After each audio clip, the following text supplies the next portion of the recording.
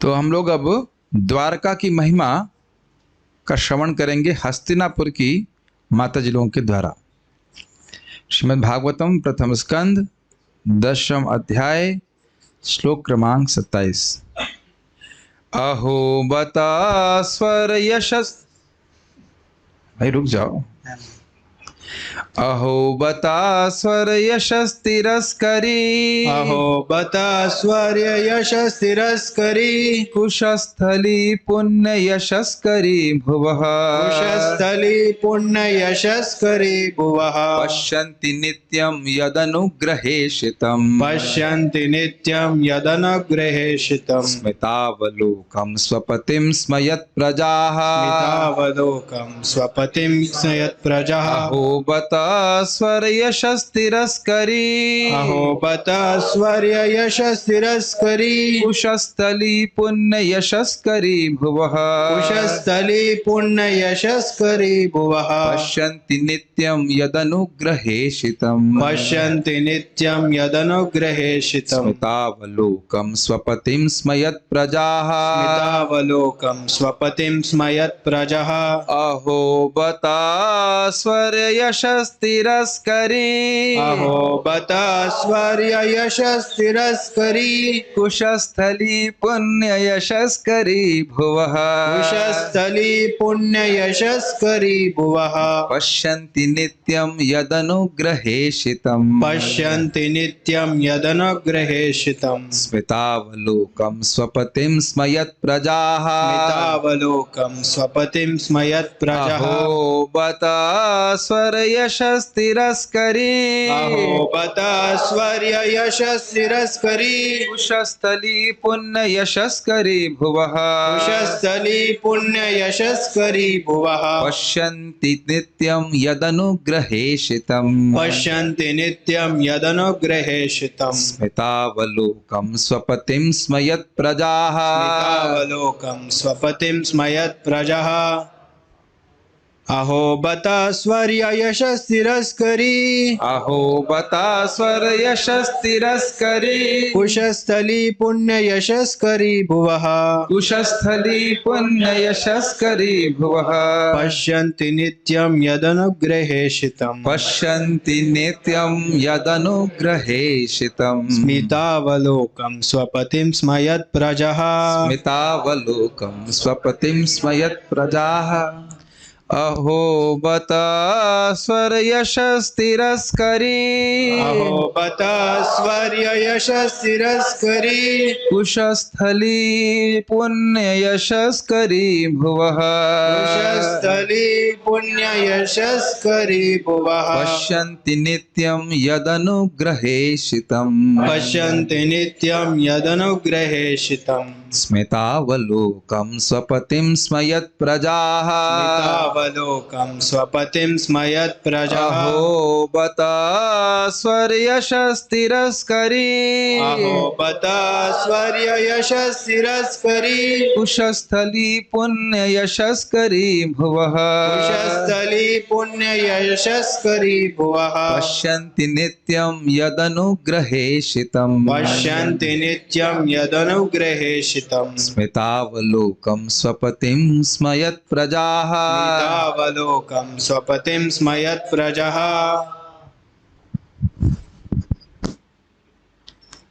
अनुवाद। निसंदेह यह कितना आश्चर्यजनक है कि द्वारका ने स्वर्ग के यश को पिछाड़कर पृथ्वी की प्रसिद्धि को बढ़ाया है। द्वारका के निवासी उनके प्रिय स्वरूप में समस्त जीवों के आत्मा कृष्ण का सदैव दर्शन करते हैं। भगवान उन पर दृष्टिपात करते हैं और अपनी मुस्कान भरी चितवन, चितवन का मतलब होता है प्रेम स्नेह भरी दृष्टि। दृष्टि में बहुत भाव आ जाता है कि नहीं? करते कि नहीं? आंख से मालूम चल जाता है कि व्यक्ति हमको सहन कर रहा है, चाहता नहीं कि हम यहाँ रहे, है कि नहीं? और आंख से ही मालूम चल जाता है कि व्यक्ति बड़ा प्रसन्न है कि हम आए, है कि नहीं? आंख से मालूम चलता है कि नहीं? Yes yes. मुस्कान भरी चितवन से उन्हें कृतार्थ करते हैं। कृतार्थ का क्या समझते हैं आप लोग? नहीं नहीं प्रभु जी, कृत कृत अर्थ, हम सफल हो गए, ये भाव है कृतार्थ। नहीं सर, कृत मतलब हो गए, अर्थ मतलब हमारा जो भी प्रयोजन था जीवन का वह हो गया, हमारा जीवन सफल हो गया, ये कृतार्थ करता है। आप सुन, इसका उपयोग नहीं करते, कृतार्थ हो गए, वी आर फुल्ली सेटिस्फाइड, अगर इंग्लिश में कहा जाए हम पूरी तरह से हमारा जीवन सफल हो गया, ये कहते हैं कृतार्थ का अर्थ। नहीं समझ रहे कृतार्थ? कृत अर्थ, जिसके सारे अर्थ, जिसके सारे प्रयोजन पूरे हो गए, ये कहने का अर्थ है। कैसे पूरे हो गए बताइए?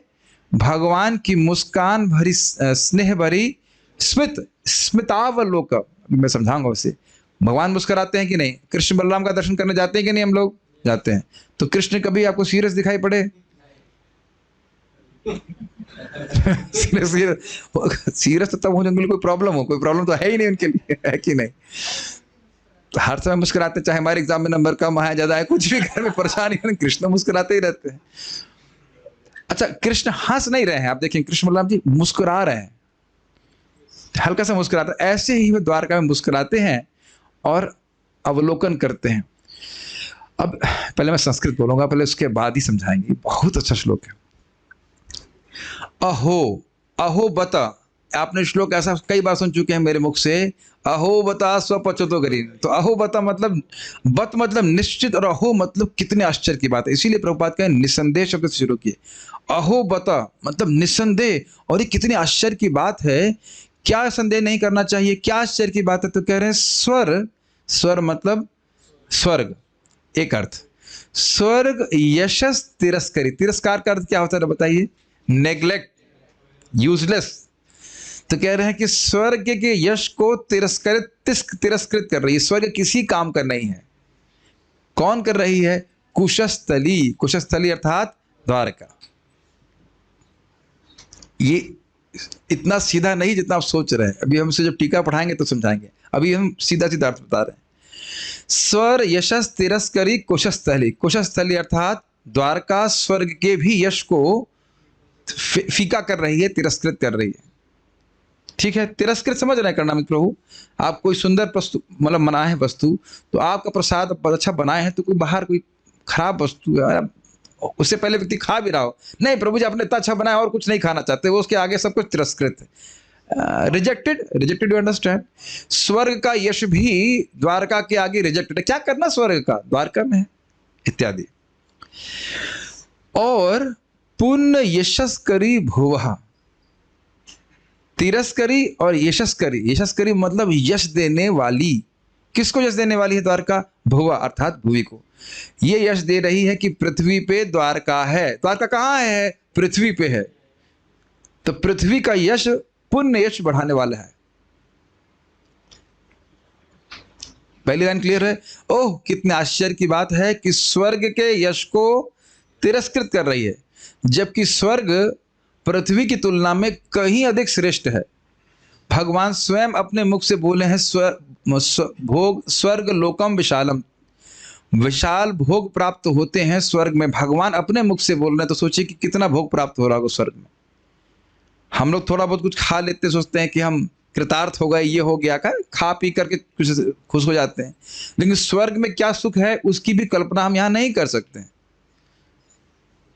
कुछ देख रहे हैं श्लोक में अद्भुत, पृथ्वी स्वर्ग से हीन है, ध्यान दीजिएगा। तो लेकिन द्वारका की उपस्थिति की वजह से स्वर्ग का यश तिरस्कृत हो गया और पृथ्वी का यश वर्धित हो गया। क्या ये देख पा रहे हैं? पहले श्लोक में बहुत सुंदर है। स्वर्ग यश से, स्वर्ग पृथ्वी से कहीं अधिक श्रेष्ठ है, भोग की दृष्टि से, जीवन की दृष्टि से। प्रभुपाद समझाएंगे इस बात को इत्यादि। जैसे एक उदाहरण के लिए, जब मोहिनी मूर्ति आती हैं तो असुर लोग कहते हैं तुम क्या नाग कन्या हो, क्या तुम असुरों की कन्या हो, देवता की कन्या हो, लेकिन ये नहीं बोलते कि मानव की कन्या हो। तो सुंदर लोगों में मानवों को गिनती आती ही नहीं। और एक जगह और भी कहीं है, यही बात याद आ रहा है कि मानव लोगों को सुंदर बोला ही नहीं जाता है। यहाँ का बहुत सुंदर व्यक्ति भी देवताओं में कहीं उसकी कोई गणना नहीं होती है। तो मैं खाली इस दृष्टि से, और उम्र की दृष्टि से देख लीजिए, धन संपदा की दृष्टि से देख लीजिए, सभी में हम लोग हीन है कि नहीं स्वर्ग से। लेकिन यहाँ क्या कह रही हैं कि स्वर्ग के यश को तिरस्कृत, तिरस्कार का अर्थ समझते हैं आप? थोड़ा देखिए, एक एक शब्द पे मनन करेंगे तो अच्छा लगेगा। तिरस्कार मीन्स रिजेक्ट, हमें चाहिए ही नहीं, यूजलेस। उम्मीद है कि इंद्र मेरा प्रवचन नहीं सुन रहा ठीक है, कहेंगे अच्छा वैसे कौन सा जाना है अपने को स्वर्ग, ठीक है कि नहीं। ये तिरस्कार में सोच रहे, आई डोंट वांट दिस, ये कहना ये बिल्कुल किसी काम का नहीं। पुण्य यशस करीब हुआ और पृथ्वी के यश को बढ़ाने वाली है। ऐसा क्यों? एक प्रश्न आ जाएगा, ऐसा क्यों कह रहे हैं? तो कह रहे हैं पश्यंती, पश्यंती शब्द एक वचन में है, नहीं जानबूझ के गलत बोला, द्विवचन बहुवचन में है। पश्यंती मतलब द्वारका के सारे निवासी, नित्य मतलब निरंतर। और आज भी हम चैतन्य चरिता में सुन रहे थे, अनुसवम अभिनवम, भगवान के रूप कैसा है, सुंदर है और नवीन लगता जा रहा है, और सुंदर और सुंदर, ऐसा कृष्ण का स्वरूप है। तो ऐसे स्वरूप को, कृष्ण के स्वरूप को नित्यम पश्यंती, द्वारका के वासी नित्य ही देखते हैं। अच्छा वो रूप है कैसा है? यद अनुग्रह ईशितम, अनुग्रह तो समझ गए, कृपा, और ईशित मतलब प्रेषित। प्रेषित का बताइए क्या होता है? भेजना, यानी कृपा देने के लिए, अनुग्रह प्रेषित करने के लिए, कृपा देने के लिए ये कृष्ण स्मतावलोकम, स्मित मतलब मुस्कान और अवलोकन मतलब देखते हैं। द्वारका वासियों को दो, एक अर्थ यह है कि द्वारका वासियों कृष्ण को मुस्कुराते हुए और अपनी कृपा उन पर प्रेषित करते, यानी भेजने के लिए अवलोकन करते हुए देखते हैं। एक और अर्थ है कि कृष्ण का अवलोकन प्राप्त करने के लिए वो वहां रहते हैं, वो अभी आगे आएगा। और एक और अर्थ है कि कृष्ण उन पर अवलोकन करने के लिए वहां रहते हैं। ये सब अभी आएंगे अर्थ, तो आप एक हिंट दे रहा हूं यहाँ पे। बहुत अच्छा, अनुग्रह ईशितम, अनुग्रह को भेजने के लिए, जैसे यहाँ पे कोई हम पार्सल भेजते हैं, उस तरह से अनुग्रह कृपा देने के लिए कृष्ण मुस्कुराते हुए उन पे अवलोकन करते हैं। और स्वपतिम, वह अपने पति, स्व मतलब आत्मा, अपने आत्मा के पति कृष्ण को देखते हैं। ये थोड़ा अंतर समझना होगा। इस जगत में हमारे स्वामी है कि नहीं? वो किसके स्वामी है? देह के स्वामी है। बुरा मत मानिएगा, महाराज के शब्द हैं, सुन लीजिए इसको, कि अगर हम किसी की नौकरी करते हैं तो 8-9 घंटे के लिए अपने शरीर को उसको बेच देते हैं कि नहीं? बताइए। ये शरीर अब यहीं खड़ा रहेगा इसी लैपटॉप पे इतना घंटे करना पड़ेगा, ईमानदारी को करना तो पड़ता है कि गलत तो नहीं कह रहे, बुरा मत मानिए। कहीं भी आदमी नौकरी कर रहा है तो देह को समर्पित कर रहा है ना उसको, व्यक्ति को 8 घंटे के लिए खरीद लिया गया है, 8 घंटे के लिए देह। तो देह का स्वामी है कि नहीं?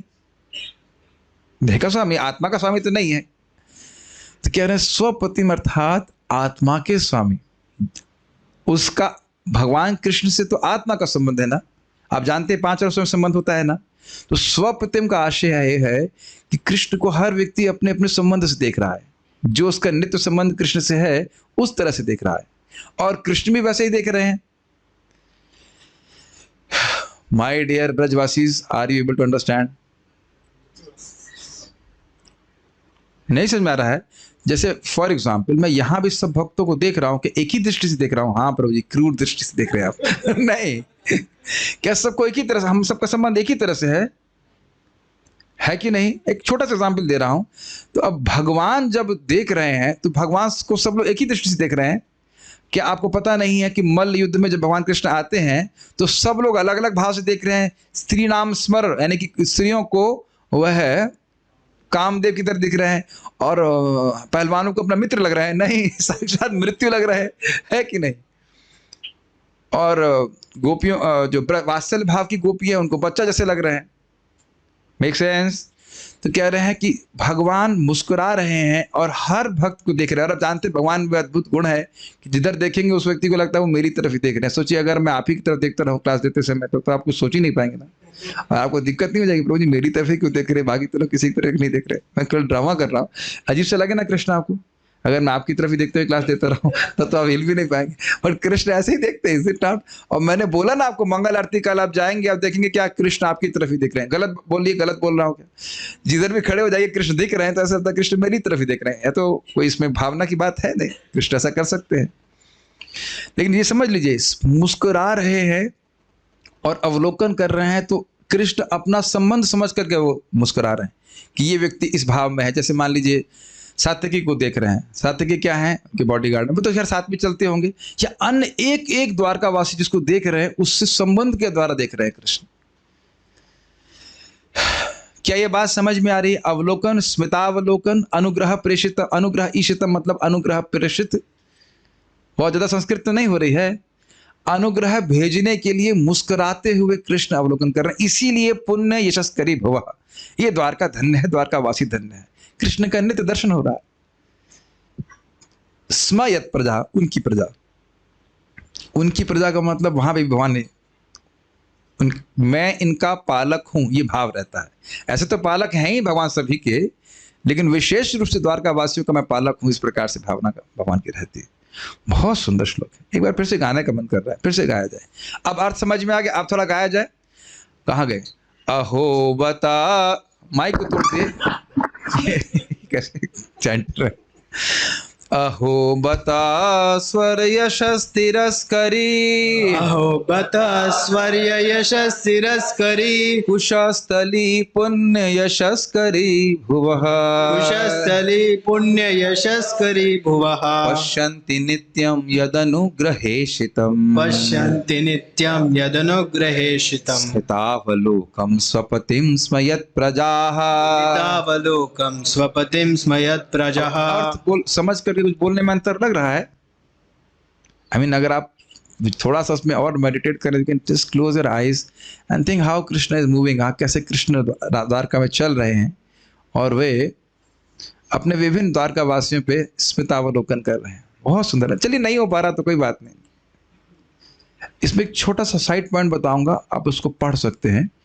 अर्जुन और भगवान श्री कृष्ण की लीला, जब वो महाविष्णु के पास जाते हैं, उसको आप बीबीटी की मतलब जो छापे वो किताब है उससे पढ़िएगा, क्योंकि उसमें चक्रवर्ती बात की कमेंट्रीज भी इसमें लिखी हुई हैं। प्रभुपाद तो शॉर्ट में बता रहे हैं, तो वो बातें उधर नहीं, प्रभुपाद जी अपने कृष्ण बुक में वहाँ नहीं बता रहे हैं, उसमें वो खोल खोल के बता रहे हैं कि क्यों महाविष्णु लेके आए। महाविष्णु ब्राह्मण के बच्चे को लेके आए थे ना, क्यों लेके आए? छोटा सा एक मैं पॉइंट बताऊंगा, उससे आप लोगों को कौतूहल होगा पूरा पढ़ने के लिए। एक प्रश्न उठा सकते हैं अर्जुन कि महाविष्णु ब्राह्मणों को प्रिय हैं, ब्राह्मणों का अनुगमन करते हैं, और एक ब्राह्मण को इतना दुख दिए, कई बार उसके बच्चे मारे गए, तब वह कृष्ण के पास जाते हैं वापस। कृष्ण के पास तो पहले भी गए थे, उसके बाद फिर जाते हैं। वो पूरी लंबी कथा है, मैं उधर नहीं बता रहा हूँ, केवल एक पॉइंट आपको बोल रहा हूँ पकड़ने के लिए उसको। वहां पे पूरा चैप्टर पढ़ेगा, बड़ा इंटरेस्टिंग है।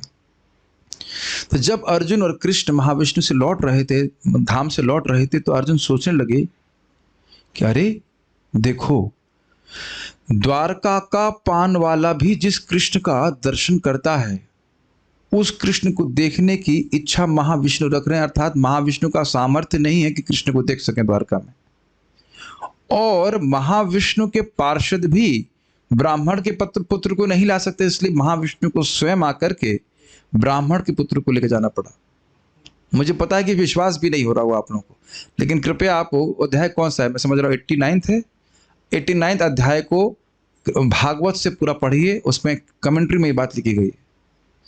वहां पे लिखा है दिदृक्षु, महाविष्णु कह रहे कि मैं आपको देखने की इच्छा रख रहा था।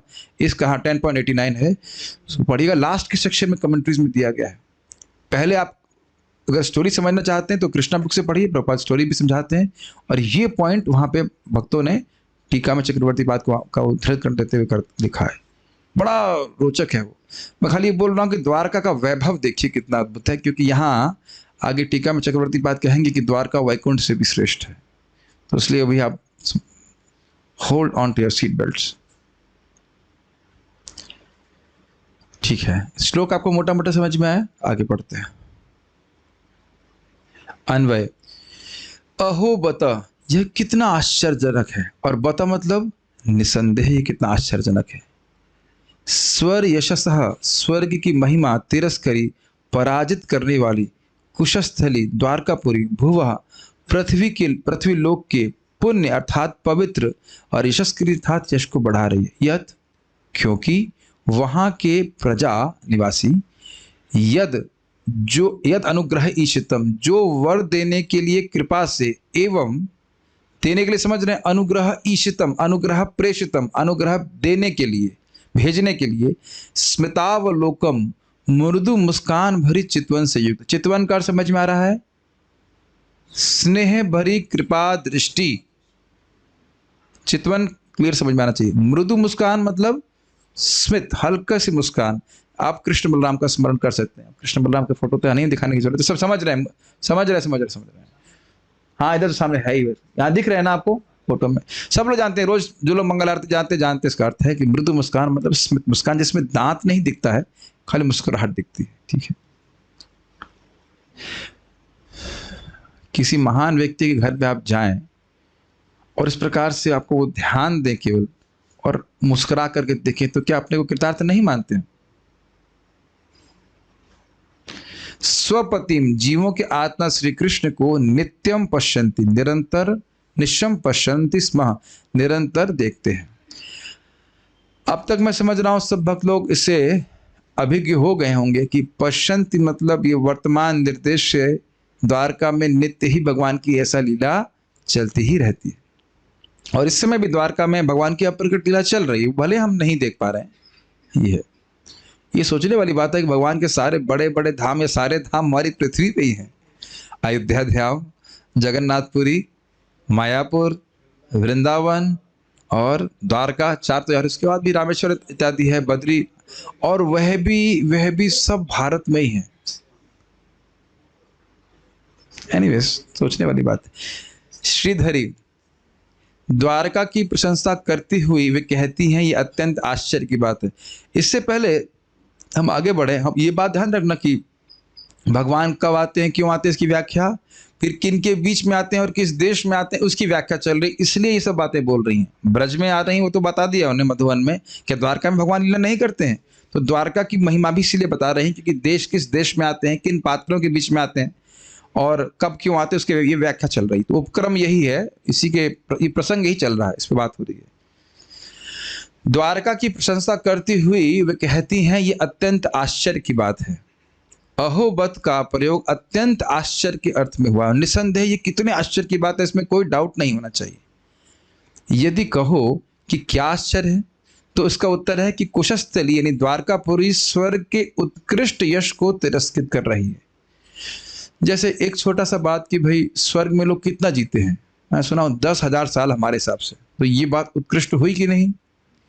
और वैसे भी जो देवता है वो तो पूरा मनवंतर तक जीते हैं, जो वहाँ के इंद्र हैं, चंद्र इत्यादि में तो पूरे मनवंतर जी रहे हैं, तो आयु की दृष्टि से उत्कृष्ट हुआ कि नहीं?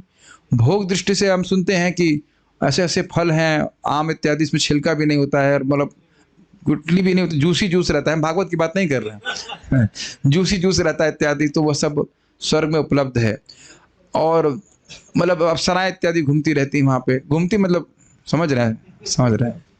तो कुछ लोग इसी प्रकार से प्रेरित होते हैं कुछ विशेष कृत्य करने के लिए, कोट एंड कोट, ताकि वो सोचते हैं उनको अप्सराएं मिलेंगी। लेकिन दिक्कत यह है कि लोगों को मारने से अप्सरा नहीं मिलती है, 3 खतरनाक यमदूत मिलते हैं।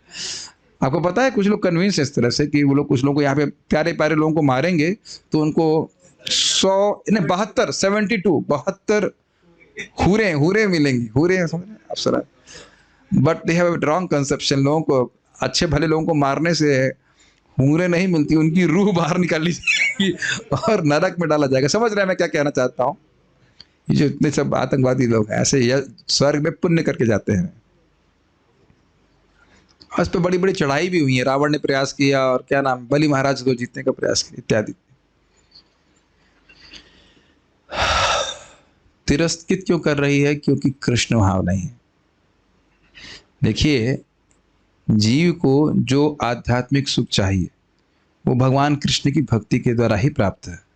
चाहे वो स्वर्ग में चला जाए, चाहे कहीं चला जाए, वो सुख उसको नहीं मिलेगा। इससे पहले मैं आगे जाऊं, थोड़ा समझने का प्रयास कीजिए। पृथ्वी पे जो सुख है, उपनिषद इसको बताते हैं, उससे 100 गुना ना कितना गुना स्वर्ग में है, स्वर्ग से कई गुना उससे ऊपर के लोक में। तो ऊपर का हर लोग नीचे वाले को देखता कहता है कितने दुख में है, देखो ये समझ रहे हैं बात? स्वर्ग वाले हमको देखते कहते हैं कितने दुख में है, स्वर्ग से ऊपर वाले कहते हैं देखो कितने फालतू में टाइम वेस्ट कर रहे हैं इंद्रिय तृप्ति में। फिर उसके बाद और ऊपर जाते हैं तो मुनिगण तपस्या करते रहते हैं, तपस्या के अत्यंत सुख को अनुभव करते हैं, ये क्या टाइम वेस्ट कर रहे हैं। और ऐसे हाईएस्ट सुख इस जगत का है ब्रह्मलोक में। लेकिन ब्रह्मलोक के निवासियों को भी वैकुंठ के लोग कहते हैं क्या ये लोग दुख भोग रहे हैं।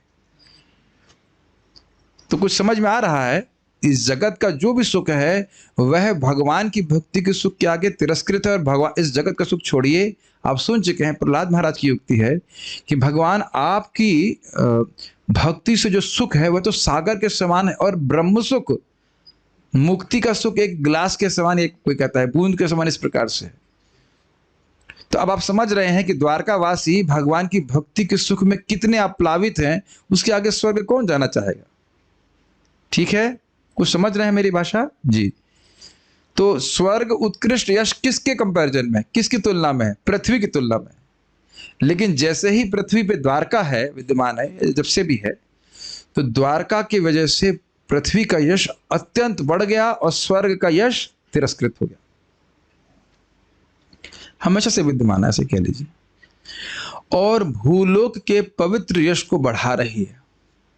इसका कारण यह है कि वहां प्रजाएं अनुग्रह पूर्वक और मंद मुस्कान से युक्त देखने वाले अपने स्वामी भगवान श्री कृष्ण का नित्य ही दर्शन करती हैं। ये तो स्पष्ट समझ में आ रहा है। लेकिन अपने स्वामी से क्या सीखा, अपने स्वपतिम, जो हर द्वारकावासी भगवान से अपने संबंध के अनुसार उनको देख रहा है। ये बहुत बड़ी बात है। फिर से मैं रिपीट कर रहा हूँ। मैं एक भक्त को पूछ रहा था, मैंने कहा मैं बार बार रिपीट करता हूँ, आप लोग को वही नहीं लगता। कहते हैं हम लोग कलयुग के लोग हैं, हमने स्मरण करना नहीं सीखा है। मैंने कहा वाह, this we are not train to remember things. तो काइट अच्छा स्टेटमेंट है, बट मुझे लगता नहीं कि अब आप लोगों के संग ऐसा होगा। भगवान से जब संबंध जागृत होता है तो भक्ति की कोई भी क्रिया कितना सुख देती है, असीमित देती है। तो अब आप समझ गए स्वपतिम का आशय क्या हुआ। हर भक्त का प्रेम है भगवान से, तो देख करके प्रसन्न हुआ जा रहा है। यस जी। और क्या वही प्रसन्न हो रहा है, कृष्ण भी प्रसन्न हो रहे हैं। आज सुबह आपने चैतन्य चरितामृत पढ़ा था ना, हुड़ा हुड़ी गोपियां कृष्ण को देख रही हैं और उनको बहुत सुख मिल रहा है, और कृष्ण का मधुरता और बढ़ रही है। तो उसको देखकर गोपियां, और गोपियों का प्रेम कैसा है, दर्पण के समान, जिसमें कृष्ण का स्वरूप दिख रहा है। उदाहरण बता रहा हूं, दृष्टांत बता रहा हूं। और उसके बाद गोपियां और प्रसन्न हो रही हैं, उसको देखकर कृष्ण और सुंदर लग रहे हैं, तो फिर गोपियां और खुश हो जा रही हैं और प्रेम बढ़ रहा है, फिर कृष्ण और सुंदर है। तो करना में फिर आपको पता है कि ये कंपटीशन कब से चल रहा है। यस, ही नोज इट, अनादि काल से चल रहा है, और कब तक चलता रहेगा, अनंत काल तक चलता रहेगा। ये है आध्यात्मिक जगत। अब कुछ कुछ अंदाजा लग रहा है कि द्वारका में भी इसी प्रकार से लोग खुश हैं, प्रेम है भगवान से, भगवान को देखते हैं वो खुश हो जाते हैं, भगवान उनको देख के खुश होते हैं, फिर वो खुश होते हैं। तो इससे हम क्या शिक्षा प्राप्त कर रहे हैं, हम जब मंगल आरती जाते हैं तो ऐसा मत सोचिएगा कि कृष्ण आपको देखते नहीं। कभी कभी मन में आ जाता होगा ना भाव कि मैं तो एक छोटा सा भक्त हूँ, भगवान मुझे क्या देखेंगे। श्याम सुंदर का लगता है आपको इस प्रकार से, आपको कहते प्रभु जी मुझे ही रोज क्यों पकड़ते हो। नहीं, मैं आपको डांट दे रहा हूँ। आपको कभी कभी भक्त को लग सकता है कि अरे मैं तो नया डिवोटी हूँ, मैं तो भक्ति है नहीं, कृष्ण मेरे को कहाँ ध्यान देने वाले हैं, मैं तो पीछे खड़ा हूँ। हम लोग को, हम भी आगे पीछे ही खड़े रहते हैं, आगे वाली रो में तो है नहीं, रस्सी वाली रो विरजा नदी के पीछे रहते तो विरजा नदी के जो आगे हैं वही भगवान को देख पाते ठीक से, ये आ जाता है ना मन में। तो हमें कहाँ कृष्ण देखते होंगे, है कि नहीं, सभी में आ जाता होगा। लेकिन नहीं, एक एक व्यक्ति, अरे जो नया व्यक्ति आकर के मंदिर में कभी भांगड़ा भी करता है, उसे पता नहीं कि नाचना कैसे चाहिए कृष्ण के सामने, उस पे भी कृष्ण बड़े प्रसन्न होकर के देखते हैं। ये भागवत हम सुनना चाहिए, इससे बहुत विश्वास भगवान पे बनता है। और इतना तो आप सब लोग मान सकते हैं कि कृष्ण हमारे स्वामी हैं, है कि नहीं। हम तो यही मानते हैं कि मैनेजमेंट कृष्ण बलराम कर रहे हैं। जो कठिनाई होती है, दाए मामा गेला तुवा ओपाद वरडी जो कठिनाई है वो आपका दायित्व आप लीजिए, हम बस आपका श्रवण कीर्तन करेंगे। अथवा जिन भगवान के अनुग्रह की इच्छा से वह उनका दर्शन करते हैं। अनुग्रह ईशितम का अर्थ है उनके अनुग्रह को प्राप्त करने के लिए। ये कोई कठिन नहीं है। रोज आप लोग मंगल आरती क्यों जाते हैं बताइए, इसीलिए जाते हैं कि नहीं, दोनों तरफ से देख रहे हैं कि नहीं। कृष्ण अपना द्वार क्यों खोलते हैं, भक्तों को देखने के लिए, भक्तों पे अनुग्रह करने के लिए। क्या मंगल आरती में दर्शन नहीं खुलता? अभी समझने में क्या कठिनाई है? और आप लोग क्यों जाते हैं? भगवान के अनुग्रह की इच्छा लेकर के। तो अनुग्रह ईशितम के दो अर्थ समझ में आ रहे हैं? ये क्विज में आएगा, ध्यान से सुनो। अनुग्रह ईशितम मतलब अनुग्रह प्रेषितम। भगवान अपना अनुग्रह प्रेषित करने के लिए वहां रहते हैं नित्य। और ये कह रहे हैं कि द्वारका वासियों की तरफ से वे अनुग्रह की इच्छा से भगवान को देखने जाते हैं। तो ये तो कोई कठिनाई नहीं है, यहाँ पे सब लोग इस प्रकार से लोग मंदिर में करते ही हैं। अच्छा, अनुग्रह प्लस उषितम तो क्या हो जाएगा? अनुग्रहोषितम। पाठ भेद से जहां भगवान उन पर अनुग्रह करने के लिए निवास करते हैं। आपने यहां शब्द देखा था अनुग्रह ईशितम, तो यहां श्रीधर स्वामी कह रहे हैं कि कहीं किसी भागवत के संस्करण में एक पाठ भेद है, अर्थात अनुग्रहोषितम, अनुग्रहोषितम, अनुग्रह प्लस उषितम। तो हम लोग उषित शब्द को वहां सुने थे,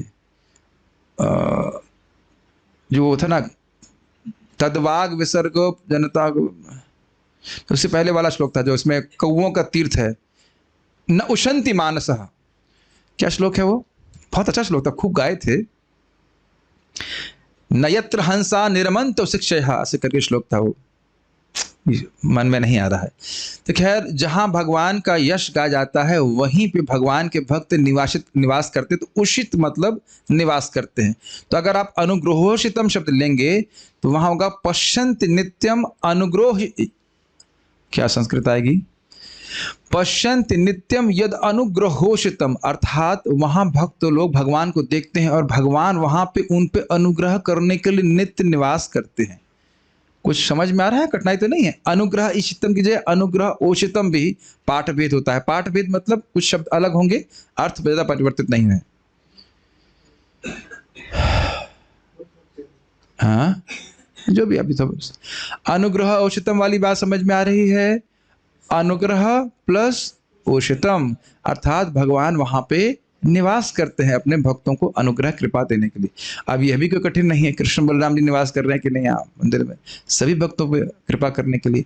और हम लोग चैतन्य चरितामृत के 20वें अध्याय में भी श्रवण कर चुके हैं कि भगवान विग्रह के रूप में विभिन्न ब्रह्मांड के विभिन्न स्थानों पे हैं, ताकि उनका दर्शन करके भक्तों को कृपा प्राप्त हो सके। ठीक है, वैसे सोच सकते हैं कि इस मंदिर में बहुत से भक्त लोग आए और गए, लेकिन कृष्ण बलराम वही हैं है कि नहीं? किस लिए? अनुग्रहोषित। भाई कोई आए उसको दर्शन प्राप्त ना हो, सोचिए कृष्ण बलराम वहां से भाग जाए, कह रहे ही क्या हुआ, ऑल्टर पे है नहीं, कहीं चले गए, तो फिर कृपा नहीं मिलेगी ना। एकदम अगर मंदिर का दर्शन करने वाली बात को समझेंगे तो कोई दिक्कत नहीं है। मुकुंद प्रभु माया वहां से महाराष्ट्र से आए, देखा कृष्ण बलराम चले गए, अरे तो दिक्कत हो जाएगी ना। इसलिए भगवान यहाँ पे रह रहे हैं, कोई व्यक्ति कभी भी आए दर्शन प्राप्त करे। मैं समझता हूँ जगन्नाथपुरी में 24 घंटे दर्शन रहता है, बस कुछ समय के लिए बंद रहता है कि भक्त लोग कभी भी आए और उनका दर्शन को, भगवान जगन्नाथ जी का दर्शन प्राप्त हो। केवल दर्शन देने मात्र से भगवान उद्धार करते हैं। और हमने ये भी सुना है कि भगवान की आंखें भी इतनी बड़ी हैं इसीलिए कि कोई भक्त उनके दर्शन से, अवलोकन से रह ना जाए। हाँ, उनकी पलकें भी नहीं है, हाँ, वो ताकि कोई ऐसे मान लो देख रहे हो, अगर पलक झपक जाए और कहीं कोई भक्त रह जाए तो वह भी नहीं। कितने अगर शब्द कहे क्यूट है जगन्नाथ जी कि नहीं, इतनी बड़ी बड़ी आंखों से ऐसे करके अपने भक्तों को देख रहे हैं, कोई रह ना जाए।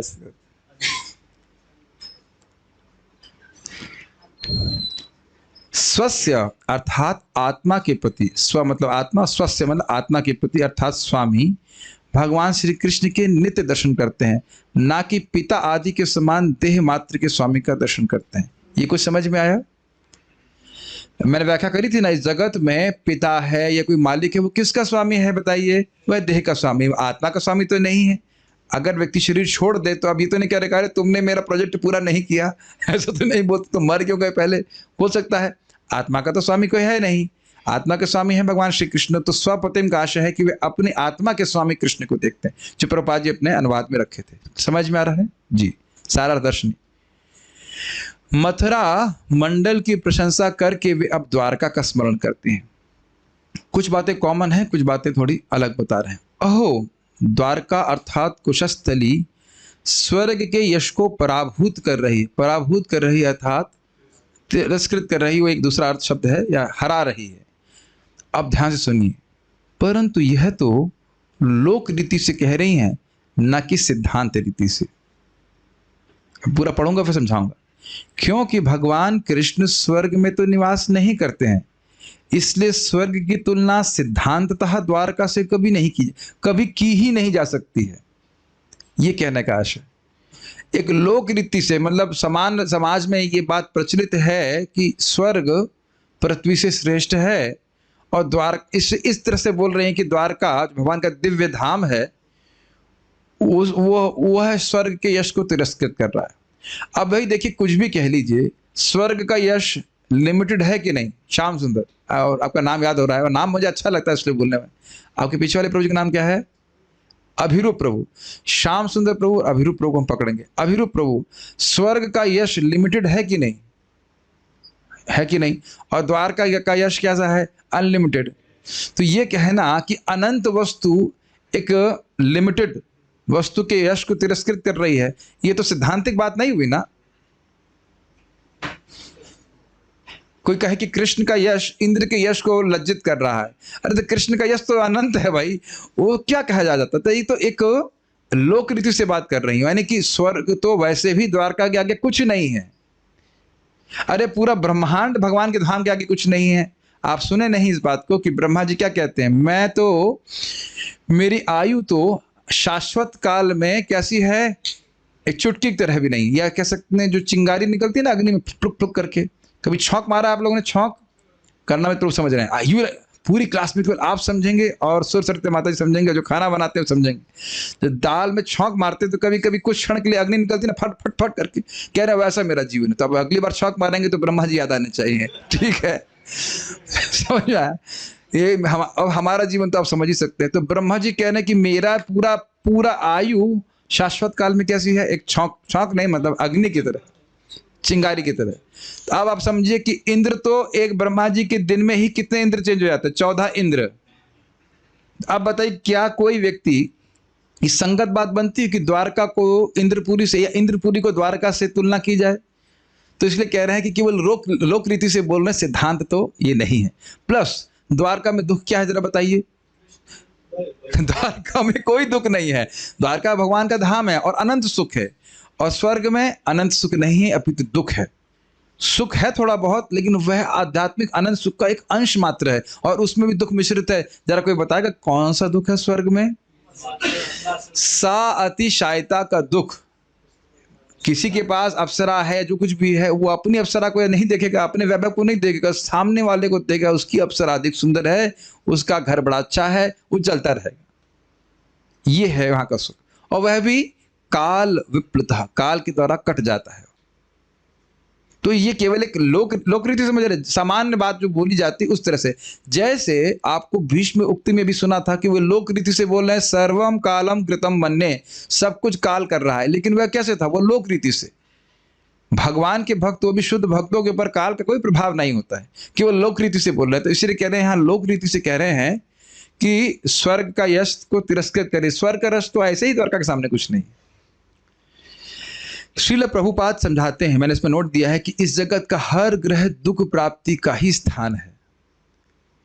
तो जो नितांत दुख प्राप्ति का स्थान है, वह अत्यंत असीमित सुख देने वाली द्वारका के सामने क्या टिकने वाला है? इसलिए केवल लोक रीति से कहा जा रहा है, सिद्धांतता नहीं कहा जा रहा। ये अर्थ समझ पा रहे हैं जी? देखिए, घबराई मत, कुछ डाउट हो तो आप पूछ लीजिएगा। ये कुछ समझ में आ रहा है? लोक रीति सिद्धांत क्या है? द्वारका तो भगवान का धाम है, और स्वर्ग तो दुखालय है, दुख का घर है, ठीक है? क्यों? ये ही संस्पर्श जा भोगा दुख योनय एवते, दुख योनि एवते। स्वर्ग में जो भी सुख मिल रहा है, क्या वह छूने, खाने, सोने इत्यादि, मतलब सोते तो नहीं है, लेकिन छूने, स्पर्श करने इत्यादि से जो ज्ञानेंद्रियों को संपर्क अपने भोग की वस्तुओं से होता है, उसी से है कि नहीं? समझ में आ रहा है? छूने से, देखने से, खाने से, इंद्रिय तृप्ति से मिल रहा है। और भगवान ने क्या बोला है? इंद्रिय तृप्ति ही दुख का स्रोत है। अब बताइए कहां से सुख हो जाएगा? क्या लॉजिक थोड़ा सा युक्ति समझ पा रहे हैं? तो कोई भी इस जगत में ग्रह है, दुख का घर है। आप अगर अभी भी नहीं समझ पा रहे हैं तो भगवत गीता को श्लोक याद है, आ ब्रह्म भुवनालोका पुनरावर्तिनो अर्जुना।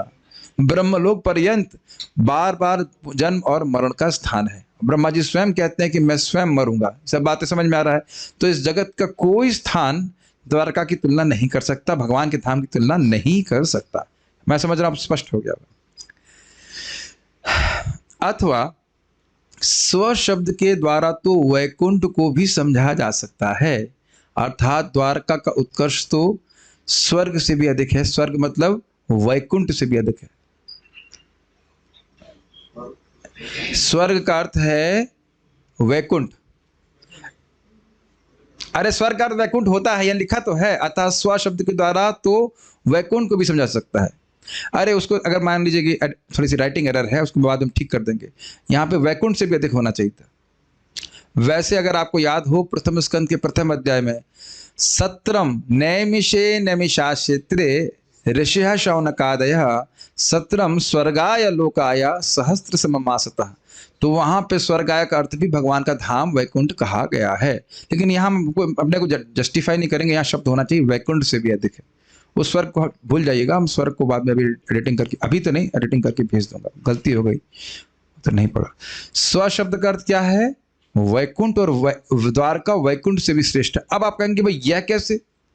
इसको भी अब चैतन्य चेतामृत पढ़ने से फायदा है। आपको याद है कि जो लोग सुने हैं क्लास, या जो लोग सुनेंगे कभी पढ़ेंगे, तो गोलोक वृंदावन में भगवान कृष्ण सबसे अधिक अपने सौंदर्य का, ऐश्वर्य का प्रकाशन करते हैं। फिर उससे कुछ कम वह मथुरा द्वारका में करते हैं, और उससे कुछ कम वह वैकुंठ में करते हैं। अब कुछ क्लियर हो रहा है? द्वारका में जिस प्रकार से भगवान श्री कृष्ण अपने सौंदर्य का प्रकाशन करते हैं, वैसा वैकुंठ में नहीं करते हैं। कुछ नहीं समझ में आ रहा है? आप जानते हैं ना कि अर्जुन आदि जो सखा हैं वह द्वारका में हैं। अरे ये भी नहीं जानते, ऐसे देख रहे, कुछ नहीं जानते, नहीं जानते हैं। अर्जुन जैसे कुछ अधिक आत्मीयता है ना द्वारका में, इसमें कुछ कठिनाई समझने में। अच्छा, द्वारका में वात्सल्य रस है? नहीं है। कुछ 500 रुपये जमा करवा लूंगा बोला तो। द्वारका में है ना?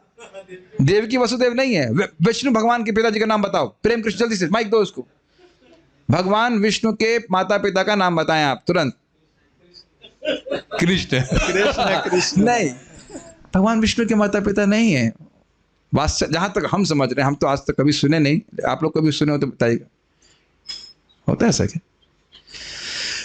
भगवान विष्णु हमें क्षमा करें, हम गलती नहीं जानते, हम तो आज्ञा जीव, हमको नहीं पता, हम तो सुने नहीं कभी। भगवान श्री राम के हैं, कौशल्या और दशरथ वह तो हैं, लेकिन उस प्रकार का वात्सल्य रस तो वैकुंठ में नहीं देखा जा रहा है ना।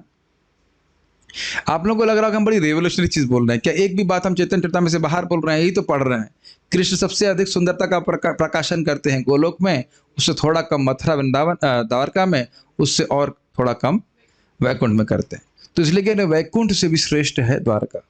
सब धीरे धीरे समझ में आएगा। यहाँ वैकुंठ से भी अधिक उत्कर्ष माना जाएगा। तो संस्कृत देखिए वापस, अहो बता स यशस तिरस्करी। वैकुंठ के यश को भी तिरस्कृत कर रही है द्वारका, और पृथ्वी को उससे भी श्रेष्ठ बना रही है। और इसमें कोई संदेह नहीं होना चाहिए। हम लोग शिला रूप गोस्वामी से सुने हैं कि नहीं, वैकुंठा जनित वरा मधुपुरी तत्रापि रासो सवाद। वैकुंठ से भी श्रेष्ठ है मथुरापुरी, जहां भी हम लोग बैठे हुए।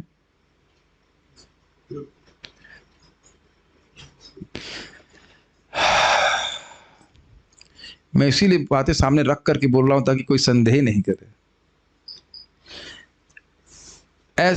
अच्छा, कुछ याद आ रहा है चैतन्य चरितामृत से कि वैकुंठ में प्रायः शांत रस है और कुछ मात्रा में दास्य रस है, या सब भूल गए? अध्याय 20 में पढ़ाया गया था, याद आ रहा है? और आप जान रहे हैं कि उत्तरोत्तर रस और अधिक अधिक आनंद की अनुभूति कराने वाले हैं। ये सब याद है कि भूल गए? कहाँ पढ़ाया था? उम्मीद है कि ये सब बातें मैं अब रेफर कर रहा हूं तो सब बात याद आ रही होंगी। तो जितना जितना भगवान से आत्मीयता बढ़ती है, उतना अधिक अधिक भक्तों को सुख आनंद प्राप्त होता है। समझ में आ रहा होगा शायद। चलिए, मुझे विश्वास है कि समझ में आ रहा होगा। इसलिए वैकुंठ से भी द्वारका को अधिक श्रेष्ठ कहा जाता है। प्रद्युम्न प्रभु बड़े परेशान लग रहे हैं कि क्या क्या बातें हो रही हैं। This is not political science. ठीक है, we are not discussing any politics here, we are only discussing Krishna कथा। ठीक है, इसलिए जब आप इस प्रकार से श्रवण करें तो इतना तो लालच या इतना तो समझ में आएगा ना कि हम अपने जीवन को बहुत लगाना पड़ेगा भगवान के बारे में ठीक ठीक समझने में, और गलती क्या है इसमें। इससे पहले मैं आगे जाऊं, परम पूज्य वृंदावन चंद्र महाराज इतनी सुंदर बात कहे कि भक्त लोग साधन करते करते इतने सुखी हो जाते हैं कि साध को भूल ही जाते हैं।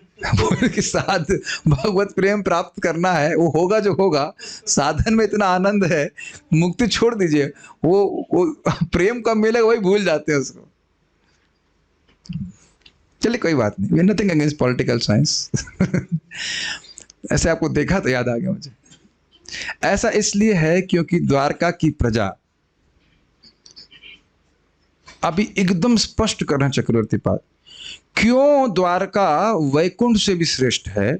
इसको देखिए, ऐसा इसलिए है क्योंकि द्वारका की प्रजा स्वपतिम अर्थात अपने स्वामी कृष्ण को देखते हैं, जो अनुग्रह के द्वारा ही, ध्यान से सुनिएगा, ये बहुत सुंदर अर्थ है, अनुग्रह ईशितम की बात कर रहे हैं, जो अनुग्रह के द्वारा ही, अपनी कृपा के द्वारा ही अंतःपुर मतलब अपने द्वारका के महल अथवा हस्तिनापुर से सभी को सुख प्रदान करने के लिए ईशित अर्थात प्रेषित किए गए अर्थात प्रस्तापित हुए। ये अर्थ ब्यूटीफुल मीनिंग, कुछ समझ में आ रहा है। अनुग्रह ईशित मतलब प्रेषित। तो अभी तक आपने क्या सुना था, अनुग्रह को देने के लिए कृष्ण आए। अब यहां कह रहे हैं अनुग्रह को देने के लिए कृष्ण को भेजा गया। बेसिकली कृष्ण स्वयं ही आए, ऐसे कह लीजिए। तो दो तरह से कृष्ण आ रहे हैं। कैसे आ रहे हैं भाई, द्वारका में उनका महल है कि नहीं, तो जब महल में रहते हैं तब तो भक्त लोग नहीं देख पा रहे हैं, तो भक्तों पे कृपा करने के लिए भगवान बारंबार रोज बाहर आते हैं, अपने आप को प्रस्थापित करते हैं, बाहर आते हैं, देखते हैं।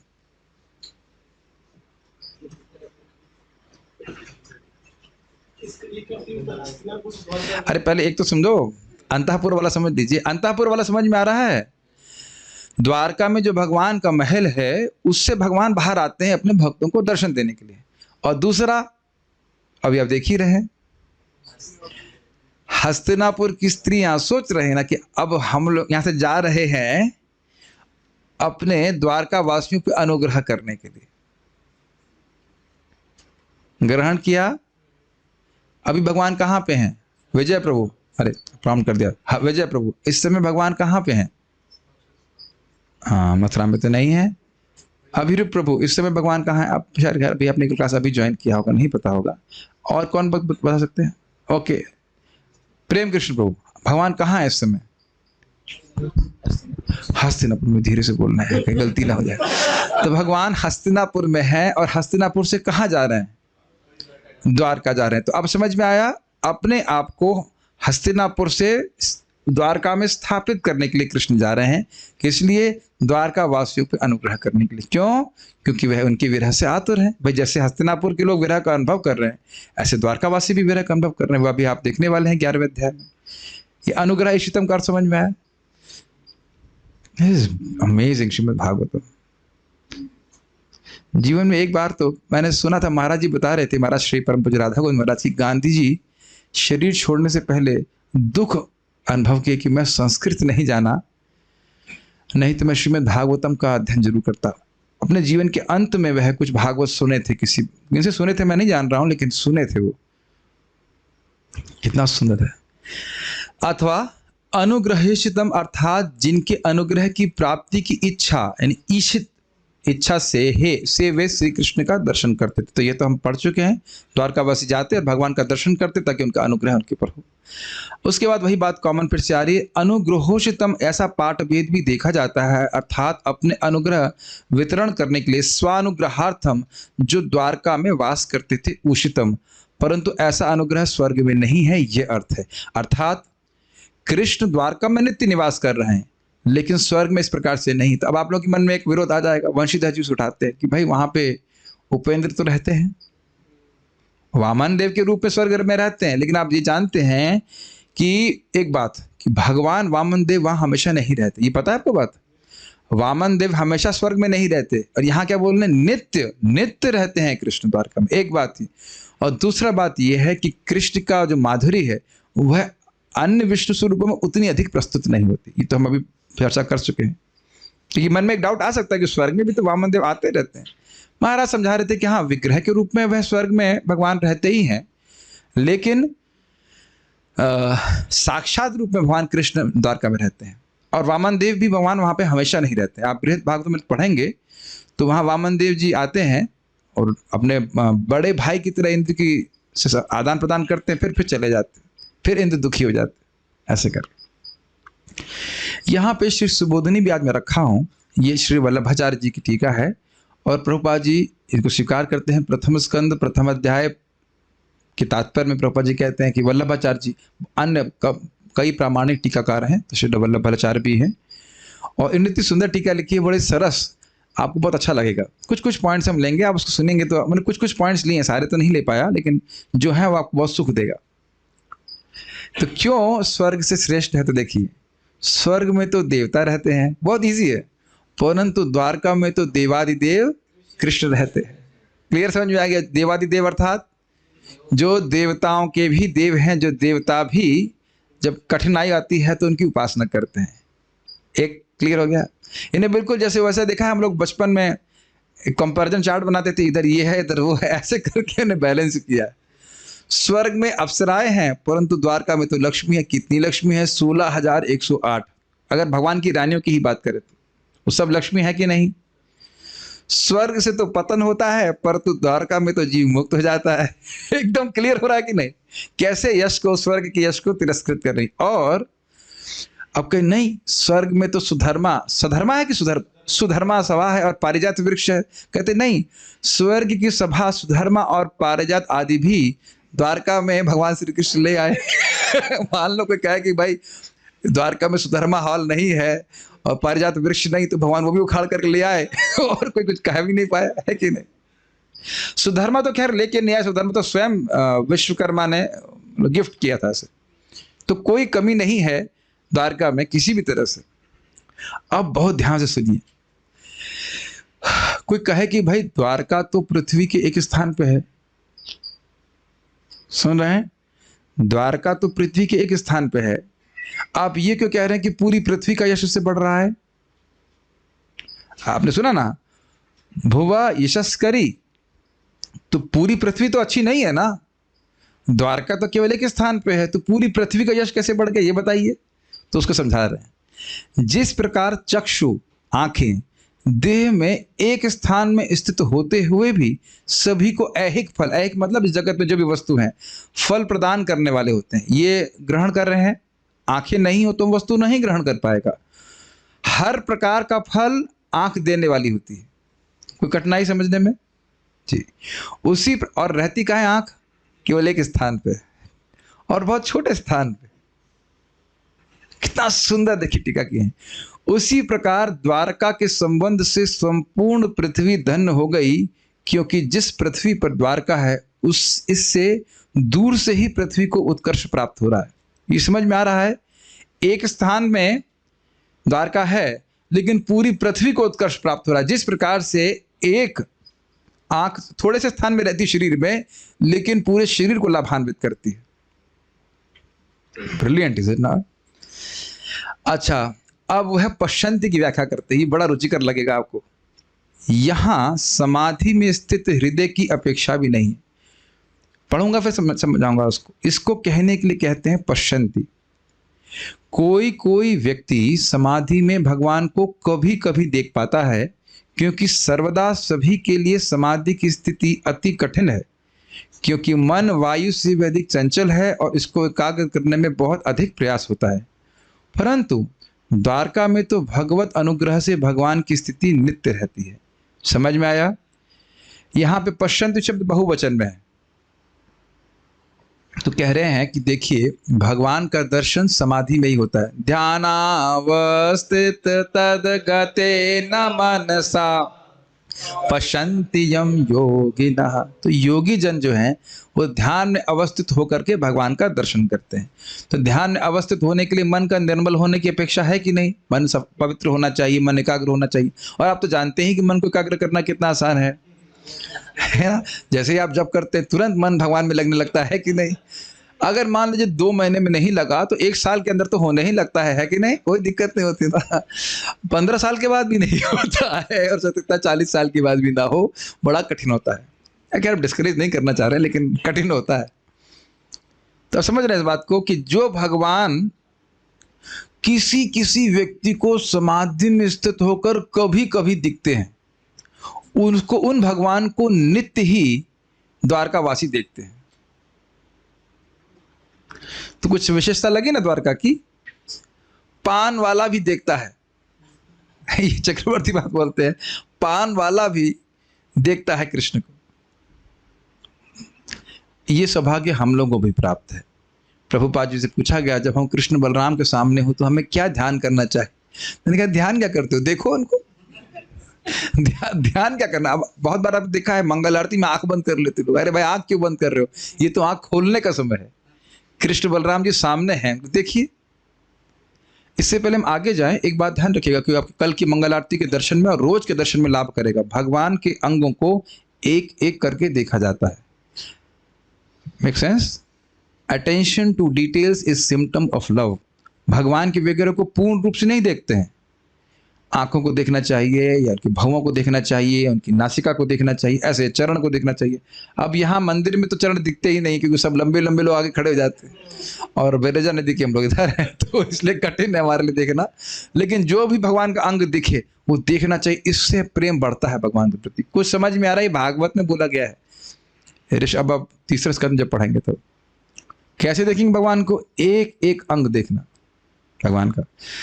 तो आप कहेंगे प्रभु जी मंगल आरती तो आधे घंटे की होती है, तो हम 6 विग्रह को कैसे देखेंगे? तो अब जिनको भी देख लीजिए, पर हर एक के अपने फेवरेट होते हैं। किसी को गौर रहता है अधिक पसंद है, किसी को राधा श्याम सुंदर, किसी को कृष्ण बलराम जी, जो जो जहाँ पे खड़ा होना चाहिए, जैसे जैसे इच्छा। तो द्वारका में तो भगवान अनुग्रह से नित्य ही देखते हैं। कुछ अंतर समझ में आया द्वारका क्यों महान है? ध्यान करने की जरूरत नहीं, भगवान सामने विद्यमान है, बड़ी को भी कृपा करने के लिए अपने आप प्रकट हो जाते हैं सामने। अब देखिए, स्मितावलोक, स्मित मतलब मुस्कान, और अवलोकन मतलब देखना, यानी कि अवलोकन मतलब कृपा दृष्टि, कृपा से युक्त अवलोकन से यह सूचित होता है कि भगवान अपने अवलोकन से अपनी भक्ति व ज्ञान प्रदान करते हैं। देखिए एक एक बात आपको प्रैक्टिकल अपने भक्ति के जीवन में अप्लाई होते हुए दिख रही है। भगवान के सामने जाना, भगवान बहुत प्रसन्न होते हैं, हम प्रणाम करते हैं तो भगवान प्रसन्न होकर के हमारे को भक्ति भी प्रदान करते हैं, और हमारे हृदय के अज्ञान को नष्ट भी करते हैं, केवल देखने मात्र से। तो भले ही 1 दिन 2 दिन में आपको नहीं समझ में आता है, लेकिन बारंबार जाएंगे तो देखेंगे कि साल दर साल करते करते हमारी चेतना शुद्ध है। दिक्कत तो ये भी है कि हम सचेत नहीं रहते, है कि नहीं? हम खुद सचेत नहीं रहते कि इस समय हम कृष्ण बलराम के सामने, मैं कहूँगा, मैं सचेत नहीं रहता कि मैं कृष्ण बलराम के सामने।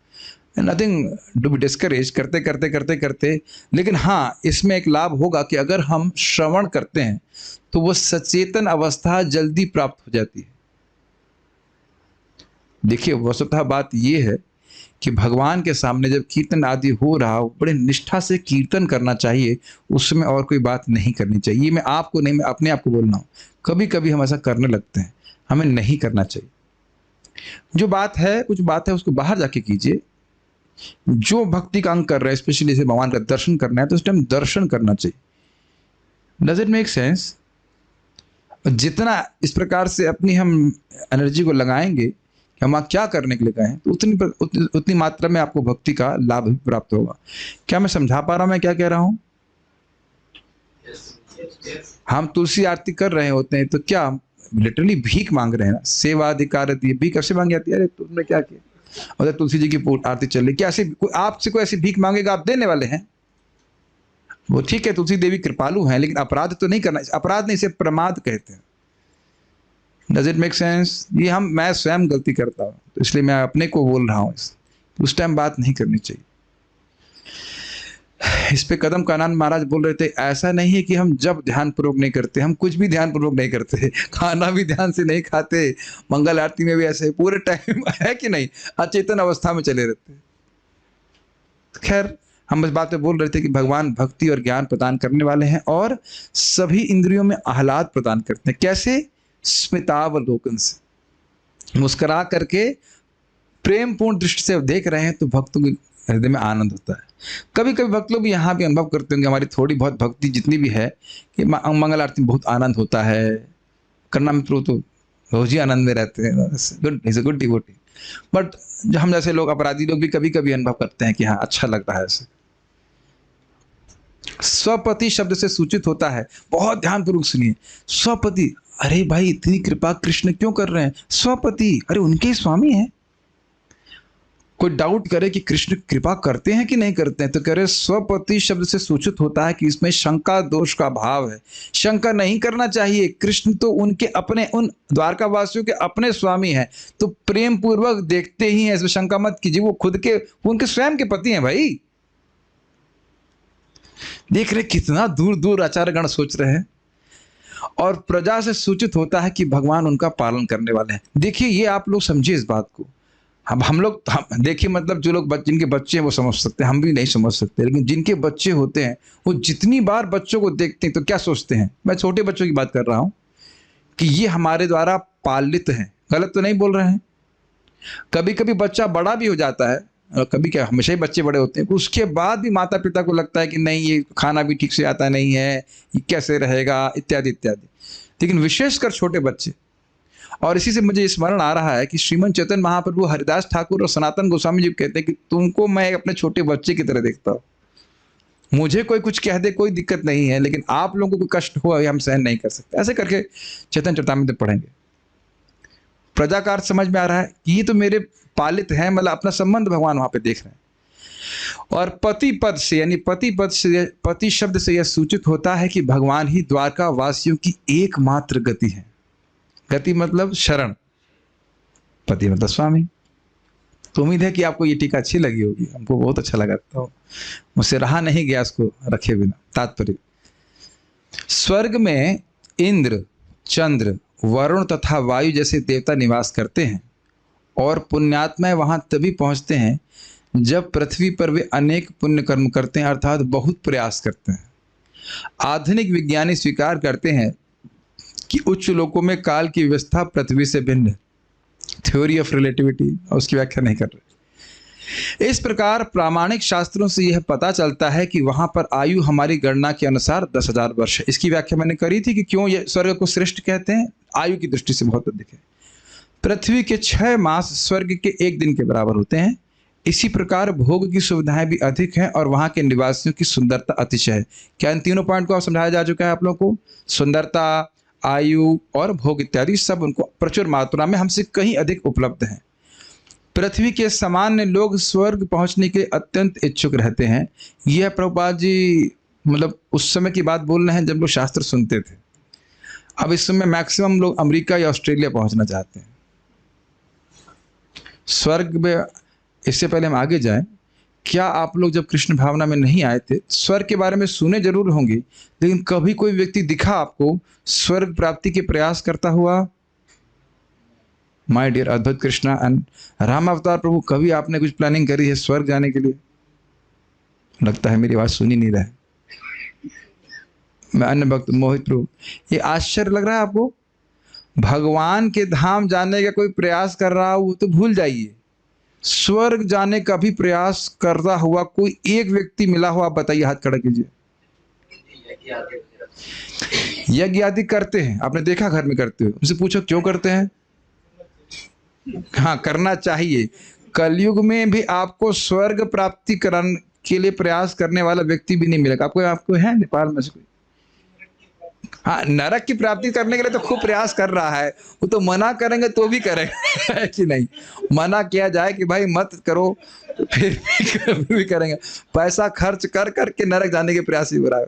भक्त बोल रहे थे कि शराब पीना, मांस खाना, अवैध स्त्री संग करने में तो पैसा खर्च होता है ना, पैसा खर्च करके नरक जा रहे हैं। और हरे कृष्ण मंत्र तो फ्री में है, और फ्री में भगवान के धाम जाना तो वो नहीं करना चाहता। तो अब आप सोचिए कि कितना बड़ा शौक है आपके परिवार वालों के लिए कि आप भगवान के धाम जाना चाहते हो। आप बेचारे लोग समझते नहीं कितना बड़ा शौक लग रहा है। उनको स्वर्ग पे ही विश्वास नहीं है और भगवत धाम पे विश्वास करने वाले। उनको तो लगे कि इस्कॉन के बाबा लोगों ने आपको परेशान कर दिया, दिमाग खराब कर दिया। But they don't know. Prabhupada बोलते हैं कि जैसे सूर्य और चंद्रमा सत्य है, ऐसे ही भगवान का धाम सत्य है। समझ में आ रहा है बात? लेकिन ना श्रवण करने के कारण उनको लगता है कि लड़का कर क्या रहा है, समय क्यों बर्बाद कर रहा है, लड़का या लड़की जो भी कुछ है। मैं समझा पा रहा हूं कि मैं क्या कहना चाहता हूं। स्वर्ग की कोई धारणा नहीं। आपने सुना है स्वर्ग और नरक यही है, हमने कहा नहीं, नरक वाली पिटाई तो नरक में ही मिलती है और स्वर्ग की मिठाई स्वर्ग में ही मिलती है। यहां कुछ नहीं मिलने वाला इस प्रकार। ये सब नहीं कि स्वर्ग और नरक यही, बस जो व्यक्त है उसी की उपासना करता रहता है व्यक्ति, ऐसा नहीं है। तो प्रभुपाद जी कह रहे हैं कि जब लोग शास्त्र सुनते थे तब वह स्वर्ग जाने की इच्छा करते थे। पृथ्वी के सामान्य लोग स्वर्ग पहुंचने के लिए अत्यंत इच्छुक रहते हैं क्योंकि उन्होंने सुन रखा है कि पृथ्वी की अपेक्षा वहां जीव को अधिक सुविधाएं प्राप्त होती हैं। लेकिन एक बात आप जानते हैं कि भले हम में से बहुत से लोग अमेरिका ना गए हों, लेकिन लोग अमेरिका के वैभव को श्रवण कर करके वहां जाने के इच्छुक हो जाते हैं। अब वहां पे वैभव है तो ऐसा तो बड़ा नहीं कहा जा सकता है, लेकिन आप गए हैं क्या पता नहीं। मैं तो हाँ यूके गए, कहीं कोई स्थान में कुछ नहीं, सब एक जगह, सब एक ही जैसा है, कुछ अलग नहीं, सब एक ही जैसा, कोई अंतर नहीं। तो वो सब कुछ है नहीं, लेकिन सुन सुन करके व्यक्ति वहां प्रोत्साहित हो जाता है। तो ये बोल रहे हैं, इससे मुझे महाराज की बात याद आ रही है। हाँ, वैकुंठ नहीं जाएंगे स्वर्ग नहीं जाएंगे, लेकिन अमेरिका चले जाएंगे अमेरिका जाने की बड़ी इच्छा है, स्वर्ग जाने की इच्छा नहीं, वैकुंठ जाने की इच्छा नहीं, जो भी है। अब वे अंतरिक्ष यान द्वारा चंद्रमा पर पहुंचने का प्रयास कर रहे हैं। इन सब बातों पर विचार करते हुए पृथ्वी की अपेक्षा स्वर्ग अधिक प्रसिद्ध है। स्पष्ट समझ में आ रहा होगा। लेकिन द्वारका के कारण पृथ्वी की प्रसिद्धि ने स्वर्ग को पीछे छोड़ दिया है, क्योंकि यहाँ भगवान श्री कृष्ण ने राजा के रूप में राज्य किया। स्वपतिम, उनके स्वामी, द्वारका के स्वामी। इस पृथ्वी के 3 स्थान वृंदावन, मथुरा तथा द्वारका ब्रह्मांड के प्रसिद्ध लोकों से कहीं अधिक महत्वपूर्ण है, ब्रह्मा के लोक से भी अधिक। कभी आप भगवान की कृपा को अपनी युक्ति में बांधने का प्रयास मत कीजिएगा। महाराज जी कितना अच्छा बोलते हैं, परम पूज्य वृंदावन चंद्र महाराज। योजना बनाने से भगवान के धाम में आ जाते हैं। वृंदावन में कितने लोग हैं जिनके पास करोड़ों करोड़ रुपए है, धन, यहाँ पे 2-2, 3-3 फ्लैट खरीद सकते हैं, लेकिन आ नहीं पाते यहाँ। अच्छा, आपने बताया क्यों नहीं? अभी कार्तिक में हमें फ्लैट चाहिए भक्तों में। प्रभु जी बता रहे हैं कि उनके आसपास 3 फ्लैट हैं, वो आपकी भक्ति के प्रभाव से लोग खाली हो गए वो प्रवेश ही नहीं कर पा रहे। जैसे भीष्म पितामह कह रहे कि मेरे हृदय में यही पार सारथी स्वरूप है और कोई स्वरूप प्रकट नहीं हो रहा है, तो प्रभु जी फ्लैट में प्रवेश करके इतनी भक्ति कर रहा है कि अन्य फ्लैट में कोई आ ही नहीं पा। नहीं खरीद, तो विनोद के लिए बोल रहे हैं, लेकिन ये सत्य बात है। लाखों लाखों कितने फ्लैट यहाँ बन रहे हैं, सब लोग भर नहीं रहे यहाँ पे, खरीद खरीद के छोड़ दे रहे हैं, सोच रहे हैं कभी तो आएंगे, कभी तो आएंगे। तो क्यों नहीं आ पा रहे हैं? भगवान खींच नहीं रहे हैं अभी इधर। क्यों नहीं खींच रहे? उनकी तरफ से प्रेम नहीं है। ये बात महाराज की मुझे बहुत अच्छी लगी। योजना बना करके आप नहीं आ सकते, योजना बना करके नहीं आ सकते। ऐसा लगेगा ना योजना बना के कहीं हम रह सकते हैं? यानी कृष्ण की योजना है, श्रीमती राधा रानी की योजना है, इसलिए हम यहाँ पर है। सब भक्त जो मेरे सामने बैठे हैं, सबको ये बात याद रखनी चाहिए कि भगवान की योजना से हम यहाँ पे हैं। और आप लोग सब बहुत अच्छे हो, तो इसलिए मैं आप पे बिल्कुल घटित नहीं होगा, मैं अपने को सुना रहा हूँ। महाराज की बात बहुत अच्छी थी कि जो यहाँ पे रहने वाले भक्तों को दुख देता है, उसको किसी ना किसी योजना से राधा रानी बाहर कर देती हैं। और उसका पॉजिटिव क्या है? जो यहाँ के रहने वालों को सुख देता है, वो किसी न किसी योजना से राधा रानी आप इसको रखे रहती। तो दोनों ही आप स्वीकार कर लीजिए। तो पॉजिटिव भी है ना, रहने वाले मतलब इन बंदर भी हैं, पेड़ पौधे जो कुछ भी हैं उनको, और वैष्णवों को तो फिर कहना ही क्या। तो जो लोग नहीं आ पा रहे हैं, मैं कोई एडवर्टाइजमेंट नहीं कर रहा हूँ, ये सिद्धांत है, वह भी भक्तों की सेवा के लिए जैसे भी आप कुछ योगदान कर सकते हैं। अभी कार्तिक आ रहा है, कोई शरीर से कर रहा है, कोई धन से कर रहा है, जैसे भी करे, हाथ से भी सर्विंग कर सकते हैं प्रसादम, कोई कठिनाई तो नहीं है। तो श्रीमती राधा रानी यही देखती हैं, कृष्ण यही देखते हैं कि ये हमारे भक्तों को प्रसन्न कर रहा है, तो इसको तो यही रहना चाहिए। ये प्रसन्न कर रहा तो यही रहना चाहिए। दिक्कत दे रहा है तो देवी धाम तो है देवी धाम में घूमते रहो, भटकते रहो। हमने आंखों से देखा है। जब मैं ज्वाइन किया था उसी समय एक व्यक्ति बहुत अच्छा मेरी सहायता करता था, पता नहीं उसका क्या अपराध था, क्या था, वो फिल्म इंडस्ट्री में है। आओ 20 आवर्स वर्किंग फॉर 20,000। अब पता नहीं क्या कर रहा है, अब पता नहीं क्या कर रहा है, मुझे नहीं पता। वो सब सुना था इस प्रकार से। जो भी हो, भगवान की क्या इच्छा हम कौन जान, हमको नहीं समझ रहे हैं, लेकिन ये बात तो महाराज से सुने तो इसलिए हम रिपीट कर रहे थे। मेरे दिमाग में घूम रही बहुत तेजी से बात कि हम लोग यहाँ पे अगर हमेशा रहना चाहते हैं तो यहाँ पे जो भी निवासी हैं उनको दुख ना दे, सुख ना दे सके कोई बात नहीं, कम से कम दुख ना दे से। महाराज एग्जाम्पल दे रहे थे कि पेड़ पे कील मार देना, ये सब नहीं। अब परिक्रमा चल रहा है, यहाँ तहाँ थूक देना, बहुत लोग दंडवती परिक्रमा करते हैं, वो आपकी थूक को स्पर्श करेंगे। तो ये सब चीज़ सुनने से व्यक्ति का धाम के प्रति अपराध नहीं करना है, धाम में रह के पाप करना है, सबसे बचने का प्रयास करना चाहिए। और रोज हमें प्रार्थना करना चाहिए राधा रानी से कि मैं तो एकदम नितांत अयोग्य हूँ, आप कृपा करके हमको योग्यता दीजिए कि हम इस धाम में रह सकें और आपकी सेवा कर सकें, आपके जो प्रिय हैं उनकी सेवा कर सकें। Very important. ब्रह्मांड के प्रसिद्ध लोकों से कहीं अधिक महत्वपूर्ण है। तो प्रभुपाद जी स्वर्ग की बात नहीं कर रहे हैं, ब्रह्मलोक का भी तिरस्कार कर दे रहे हैं, ये कहना अर्थ होगा। ये तीनों स्थान इसलिए निरंतर पवित्र हैं क्योंकि जब भी भगवान अवतरित होते हैं तो विशेषकर इन्हीं 3 स्थानों में अपनी दिव्य लीलाओं का प्रदर्शन करते हैं। वैसे आप जानते हैं भगवान हमेशा रहते हैं, लेकिन कुछ कुछ समय में अपने लीला को प्रदर्शित करते हैं और इन्हीं स्थानों पे करते हैं। ये निरंतर भगवान के पवित्र स्थल हैं और आज भी भगवान के यहाँ दृष्टिगोचर न होने पर भी भक्तगण उन पवित्र स्थानों का लाभ उठाते हैं। इसकी व्याख्या हम कल भी कर चुके हैं। यद्यपि भगवान दृष्टि से ओझल हो गए हैं, लेकिन क्योंकि भगवान नित्य वर्तमान है इसलिए उनका ध्यान करते हैं, कीर्तन करते हैं। इसमें कोई असंगत बात नहीं कि भगवान तो हमेशा ही रहने वाले हैं। भगवान सभी जीवों की आत्मा है, स्वपतिम की व्याख्या कर रहे हैं, और वे चाहते हैं कि सारे जीव अपने स्वरूप में रहकर उनके सानिध्य में दिव्य जीवन में भाग लेते रहें। ये कुछ समझ में आया? जैसे कि पिता चाहता है एक उनका बच्चा मान लो खो गया हो और वो गरीबी में पड़ा हो, तो पिता चाहेगा ना कि वापस आ जाए। हम लोगों को लगता है कि बहुत भगवान हमारी योग्यता देख रहे हैं। छोटे बच्चे की क्या योग्यता होती है बताइए? सहज माता का पिता का ममता होती है, उसको अपने पास वापस ले लेते हैं। थोड़ा विचार कीजिएगा। अभ्यास से योगेन ततो माम इच्छाप्तुम धनम जय। गीता में भगवान कहते हैं कि अगर तुम मेरा निरंतर स्मरण नहीं कर सकते तो अभ्यास योग करके मुझे प्राप्त करने की इच्छा को प्राप्त करो। सुनाई पड़ा मैं क्या कह रहा हूं? हम भगवान के धाम जाने के लिए हमें क्या चाहिए?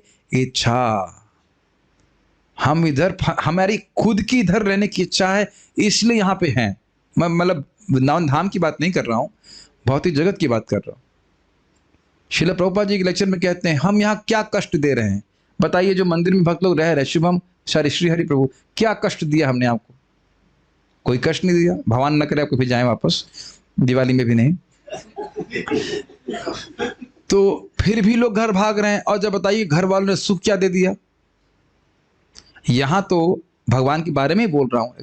अगर आप देखें और डांटता भी कम हुआ तो डांट नहीं रहा, वो भी कम कर दिया है। क्या कष्ट है बताइए? फिर भी लोग छोड़ के जाते हैं। और चलिए धाम की बात अलग है, भक्ति करने से कौन सा कष्ट हो रहा है? तो ये जो है ना, भगवान पे दोषारोपण मत कीजिए। हमारी स्वयं की मूर्खता है कि हम भक्ति छोड़ के जा रहे हैं। कल एक माता जी बता रही थी कि उनकी बच्ची का स्कूल में एडमिशन नहीं हो पाया तो वो रो रही थी, कह रही मैं भागवत में नहीं आऊंगी। और जैसे भागवत में आई तो प्रसन्न हो गई। तो भागवत का अपना प्रभाव है ना। मैं तो नहीं जान रहा हूं कि उसके दुख को निवृत्त करने के लिए भागवत बोलूं, मुझे तो नहीं पता। भागवत का स्वभाव ही है कि शोक मोह भयापह, लेकिन श्रवण नहीं करेंगे तो अब उसके लिए भगवान को दोषी देंगे। मैं खाली ये बोलना चाहता हूं कि भगवान हमारी हर प्रयास को गिनते हैं और वो चाहते हैं कि हम वापस आए। इससे कुछ बल नहीं मिल रहा आप लोगों को कि कृष्ण बलराम चाहते हैं कि आप वापस उनके पास चले जाइए। ये बहुत आसान बात नहीं जो मैं क्या कह रहा हूं समझने के लिए। बार बार हमको लगता है कि कृष्ण क्या हमको स्वीकार करेंगे? मुझ जैसे नीच व्यक्ति को कृष्ण स्वीकार करेंगे? अरे नीच हो, मल हो, कुछ भी हो, वह आत्मा के ऊपर नहीं, वो आत्मा के प्रति हैं। स्वपतिम की व्याख्या समझ रहे हैं? वो आपको देख रहे हैं। जैसे जो द्वारका वासियों पर घटित है वह आप सबके ऊपर घटित है। My dear devotees, my dear devotees, समझिए। जब आप कृष्ण बलराम के सामने जाते हैं, कृष्ण बलराम आपके ड्रेस नहीं देखते हैं काला ड्रेस, मोटा ड्रेस, पतला ड्रेस, ये है ड्रेस, वो ड्रेस। समझ रहे मैं क्या कह रहा हूँ? वो शरीर नहीं देख रहे हैं, वह हमको देखते हैं, भले ही हम उनको अभी नहीं देख पा रहे हैं। वह तो असमर्थ नहीं है ना। मेरी भाषा समझ में आ रही है जी? ये बहुत प्रेरित करता है। देखिए मैं फिर से रिपीट करूंगा, किसी के पास जा रहे हैं और वो आपको देख के बहुत मुस्कुराए, तो आप नहीं आएंगे उसके पास? एक दिन कृष्ण ऐसे मालूम मुस्कान चेंज कर दें, कहें तो डर जाएंगे, अरे क्या होगा भाई, ये तो बड़े सर्वशक्तिमान है और ऐसे क्यों देख रहे हैं मेरी तरफ, मैंने ऐसे क्या गलती कर दी? एक भी आपने कितना हो कोई पाप कर लिया हो, हम सब ने कोई पाप कर लिया हो, कृष्ण के सामने जाते हैं, कभी कृष्ण ने कहा कि वो काम तूने क्यों किया? हमेशा कृष्ण मुस्कुराते रहते। वो तो यही देख रहे हैं कि अरे भक्त मेरे सामने आया है, मेरी सेवा कर रहा है, मेरी भक्ति करना चाहता है। मैं आप सभी से प्रार्थना कर रहा हूं, चाहे कितना भी पतन हो, चाहे कुछ भी हो, संकल्प ये ले लीजिए कि जो भी हो मैं कृष्ण की भक्ति नहीं छोड़ूंगा। कृष्ण कभी हमारा डार्क साइड नहीं देखते हैं, प्लीज समझिए इस बात को। और ये आप अपने ही पतनों पे हंसेंगे। पतना समझ, जो बच्चा भक्ति कर रहा है, इंद्रिय संयमित कभी नहीं कर पाता, कभी गिर जाता है, कभी वो आप पे खुद ही हंसेंगे, अरे मैं ऐसे कैसे गिर सकता था, वो सच अ फूलिश थिंग। भगवान केवल यही देख रहे हैं कि ये मेरी भक्ति करने का प्रयास कर रहा है। भगवान डार्क साइड भक्त का नहीं देखते और हमने भी नहीं देखना है। बस ये देखना है कि एक भक्त सिंसियरली भक्ति करने का प्रयास कर रहा है। ठीक है? तो प्रभु जी आप हमको इतना डांटते क्यों हैं? आप लोगों को थोड़ा कहीं कहीं कुछ सिंसियरिटी में कुछ कमी लगती तो इसलिए वो हमारा कर्तव्य। वैसे तो आजकल काफी दिन से नहीं डांट रहा हूँ ना। नहीं टाइम नहीं मिलता, यही सही शब्द है, टाइम नहीं मिल रहा आजकल। इतना पढ़ना पढ़ाना रहता है कि टाइम ही नहीं मिलता है। मैं तो टाइम ढूंढ रहा हूँ लेकिन समय नहीं मिल रहा है। उनका आकर्षक रूप तथा उनकी मधुर मुस्कान प्रत्येक के, बहुत सुंदर, प्रभुपाद जी का प्लीज तात्पर्य सुनिए, बहुत सुंदर तात्पर्य। उनका आकर्षक रूप तथा उनकी मधुर मुस्कान प्रत्येक के हृदय में घर करने वाली, कितना सुंदर व्याख्या है। कुछ समझ रहे हैं? कृष्ण का सुंदर मुस्कान है, उनका रूप है, वो एक बार हृदय में फंस गया तो वो जाता नहीं है। आप लोगों को फिर लग रहा हो कि हमारे हृदय से चला जाता है, लेकिन देखते रहिए देखते रहिए देखते रहिए। और एक बार ऐसा हो जाने पर जीव भगवान के धाम में प्रवेश पा जाता है जहां से कोई भी लौटता नहीं। कुछ समझ में आया? एक बार ये रूप फंस गया हृदय में तो फिर वो उसी का स्मरण करेगा, भगवान के पास तो जाएगा स्वाभाविक से भगवान का स्मरण करते हुए। इसकी पुष्टि भगवत गीता में हुई है, अंतकाले चमामेव इत्यादि से। अंतकाल में जो भगवान का स्मरण करता है भगवान के पास चला जाता है। मैं फिर से ये बात रिपीट करूंगा, याद रखिए कि हमारे सारी सेवाओं का प्रयोजन ये है कि हम कृष्ण का स्मरण करें। Does it make sense? क्यों? ताकि ये स्मरण का संस्कार बनता रहे और मृत्यु के समय भगवान का स्मरण करें। क्यों श्रीनाथ जी? मृत्यु के समय भगवान का स्मरण करने की क्या जरूरत है? क्योंकि भगवान के पास हमेशा हमेशा के लिए चले जाएंगे। Is it getting clear? भले ही स्वर्ग के ग्रह भौतिक भोग की अच्छी सुविधाएं देने के लिए अत्यंत प्रसिद्ध क्यों ना हो, लेकिन भगवत गीता में हम जानते हैं कि जो ही संचित पूर्ण क्षीण हो जाते हैं तो ही मनुष्य को पृथ्वी पर पुनः आना पड़ता है। क्षीणे पुण्य मर्त लोकम विशंति। प्रभुपाद कहते हैं नीचे गिर रहा, ऊपर से नीचे गिर रही विशंति, नीचे गिर जाते हैं। अच्छा एक बात आप इससे एक और समझ रहे हैं, स्वर्ग में ये भोग वोग हैं, इससे और क्या नुकसान हो जाएगा? कुछ क्लिक कर रहा है आप लोगों को? भोग का संस्कार बनेगा, अर्थात भगवान से और विमुखता बढ़ जाएगी, तो और खतरा है। आपने देखा हो कि जिन लोगों को बहुत भोग प्राप्त होते हैं उनकी भगवान की भक्ति में इतनी रुचि नहीं होती है कि नहीं? अब आप सनाओं के बीच में भागवत क्लास देने में तो दिक्कत आएगी ना है कि नहीं? समझ गए ना?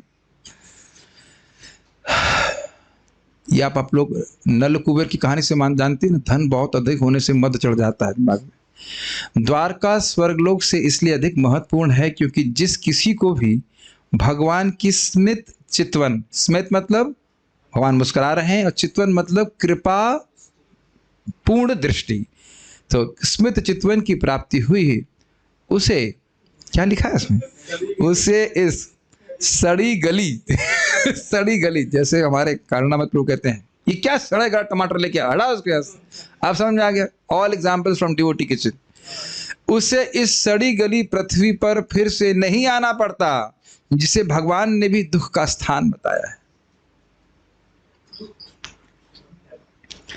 कितना अमेजिंग है। प्रभुपाद जी एक डस्टबिन को देखे थे, बहुत बड़े डस्टबिन को, वो अमेरिका में, कहे ये पूरा जगत इस डस्टबिन में डाल देना चाहिए। अब देखो, जब ऐसे शब्द सुनेगा व्यक्ति, तो जो भी सुनेगा, क्योंकि हम बहुत से लोग ऐसे प्रीचिंग कर रहे हैं ना, तो वो अपनी भौतिक आसक्तियों को कवर करने का प्रयास करते हैं, प्रेम और ये, और मतलब जिसे कहते हैं लीपापोती करने का प्रयास करते हैं बहुत, और पारिवारिक आसक्ति इत्यादि जो भी कुछ करना चाहते हैं। लेकिन प्रभुपाद क्या कह रहे हैं कि सड़ी गली पृथ्वी फिर से नहीं आना पड़ेगा। ऑब्वियसली मैं भक्तों की परिवार की बात नहीं कर रहा, जहाँ भगवान सब भक्त हैं, भक्ति करते हैं, अलग बात है, स्पेशली भौतिकतावादी स्नेह संबंधों का क्या प्रयोजन है बताइए। सड़ी गली पृथ्वी। अब आप कहेंगे अरे यहाँ तो कह रहे हैं कि पृथ्वी का यश स्वर्ग से भी अधिक है, तो वो एक कंटेक्स्ट में प्रभुपाद जी बोल रहे हैं। अन्यथा पृथ्वी में कोई गुण नहीं है, लेकिन द्वारका है तो इसलिए बहुत शेष करेगा। न केवल यह पृथ्वी अपितु ब्रह्मांड के सारे लोक दुख के स्थान है, क्योंकि ब्रह्मांड के किसी भी लोक में न तो शाश्वत जीवन है, स्पष्ट है, न शाश्वत आनंद है और न शाश्वत ज्ञान है। और ये सब आध्यात्मिक जगत में, इसकी व्याख्या करने की जरूरत है, समझ गए। जो व्यक्ति भगवान की भक्ति में सेवा में लीन रहता है, उसके लिए उपर्युक्त तीनों स्थानों द्वारका, मथुरा या वृंदावन में से किसी एक में रहने की संस्तुति की जाती है। अब देखिए, हम थोड़ा सा बात, थोड़ी कंट्रोवर्सी उठाना चाहते हैं। बहुत से लोग इस्कॉन में अलग अलग प्रकार के भक्त हैं, और वह भक्तों को निराश करते हैं और निरुत्साहित करते हैं कि वृंदावन नहीं आना चाहिए, और बहुत से भक्त लोग कहते हैं कि आना चाहिए। अब सबके मतामत एक तरफ, मैं अपनी व्यक्तिगत बात करूं तो जो प्रभुपाद जी कह रहे हैं उसको स्वीकार करना चाहिए। सबके अपने अपने मत हैं, अपनी श्रद्धा है, उसके अनुसार करें। प्रभुपाद जी ने क्या कहा है यहाँ पे, जो व्यक्ति भगवान की भक्ति में सेवा में लीन रहता है, उसके लिए उपर्युक्त तीनों स्थान द्वारका, मथुरा या वृंदावन में से किसी एक में रहने की संस्तुति की जाती है। एक इंपॉर्टेंट बात है, भक्ति सेवा में यहाँ आकर के पैसा कमाना यह उद्देश्य नहीं होना चाहिए। स्पष्ट समझ में आ रहा है? यहाँ आए हैं केवल भक्ति करने के लिए, तो ये बात एकदम सही है। अगर कोई कह रहा है कि तुम अब जाओगे वहां भोग करोगे, तो वो बात उनकी सही है कि वृंदावन में आकर के भोग प्राप्ति करने का प्रयास कर रहा है, तो वह उचित नहीं है। लेकिन अगर भगवान की सेवा करने में लीन रहना चाहता है, बस भगवान की सेवा ही करना है, तो बिल्कुल सही है। अब आप कहेंगे प्रभु जी हम लोग वर्क फ्रॉम होम कर रहे हैं, लेकिन आप यहाँ पैसा कमाने के लिए नहीं आए हो, यहाँ भक्ति करने के लिए आए हो, तो वो ठीक है, मतलब उसमें कोई दिक्कत नहीं।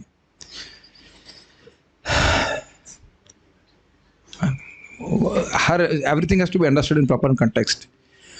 बहुत से लोग जैसे यहाँ पे केवल लस्सी, अब ठीक है लस्सी पीने लस्सी पीने आते हैं, मीठी रेस्टोरेंट में पिज्जा खाने आते हैं, ये कोई बहुत अच्छा प्रयोजन नहीं है वृंदावन जाने का। क्योंकि इन तीनों स्थानों में भक्ति का प्रवर्धन होता है, अतएव जो लोग, ध्यान से सुनिए, जो लोग शास्त्रों की बताई विधि से नियमों का पालन करने के लिए वहां जाते हैं, उन्हें वैसा ही फल मिलता है जैसा भगवान श्री कृष्ण के उपस्थित रहने पर मिलता था। लेकिन क्या बात यहाँ ध्यान देने वाली है, शास्त्र की बताई विधि विधान से मंगल आरती करना, जप करना, भागवत श्रवण करना, खुला घूमना, ये कोई बहुत संस्तुत नहीं किया जा रहा है। थोड़ा से पहले आगे जाएं, इस बात को समझ लीजिए।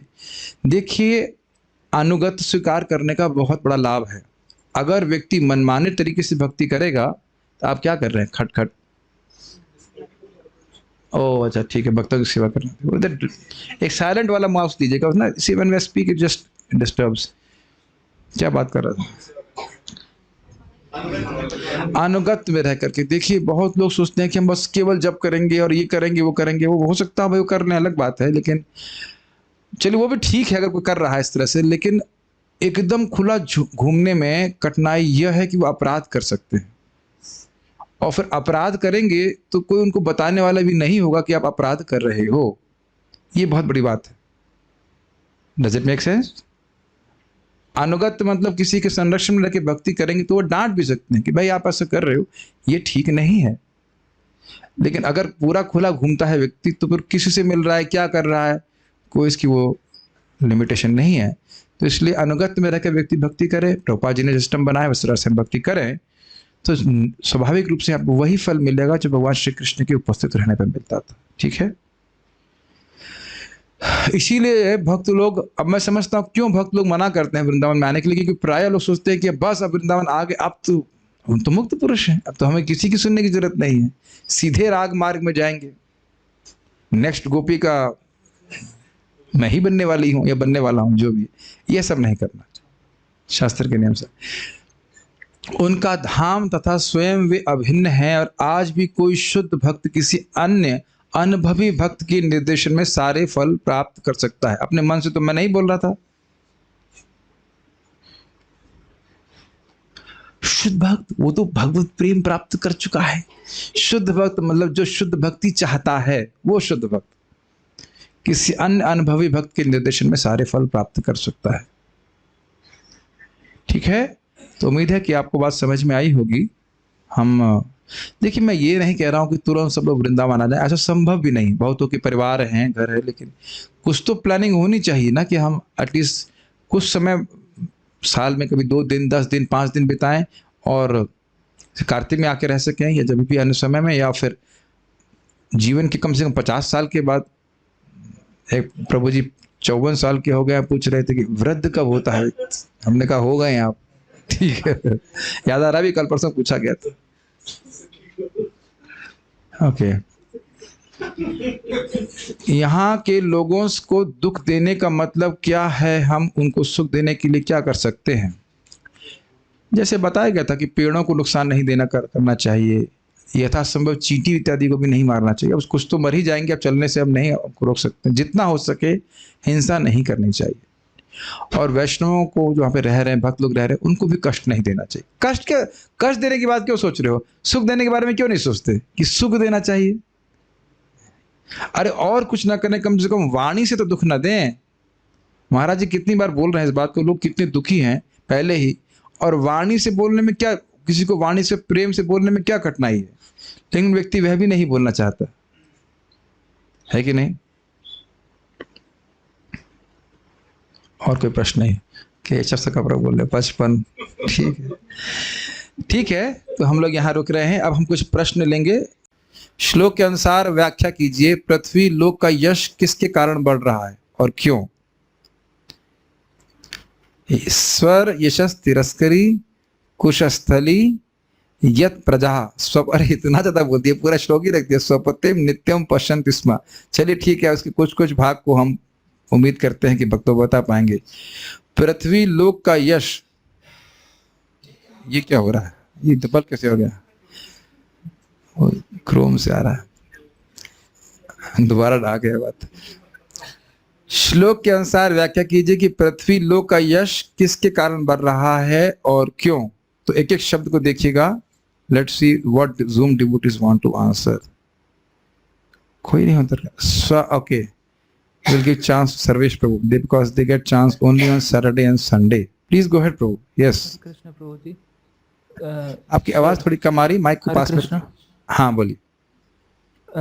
यहाँ पे क्योंकि पृथ्वी पे द्वारिका के उपस्थित होने के कारण स्वर्ग से जो है इसका मान ज्यादा बढ़ रहा है पृथ्वी का। हाँ, लेकिन यहाँ पे शब्द है स्वर यशस तिरस्करी, ये तो ठीक है। कुशस्थली अर्थात द्वारका, और यत प्रजा स्वपतिम नित्यम पश्यन्ति, इसको कुछ व्याख्या कर सकते हैं? जी जी, यहाँ पे एक तो यह है कि अनुग्रह प्रेषित करने के लिए भगवान, वहाँ के जो प्रजा है उस पे अनुग्रह प्रेषित करने के लिए भगवान उपस्थित हुए।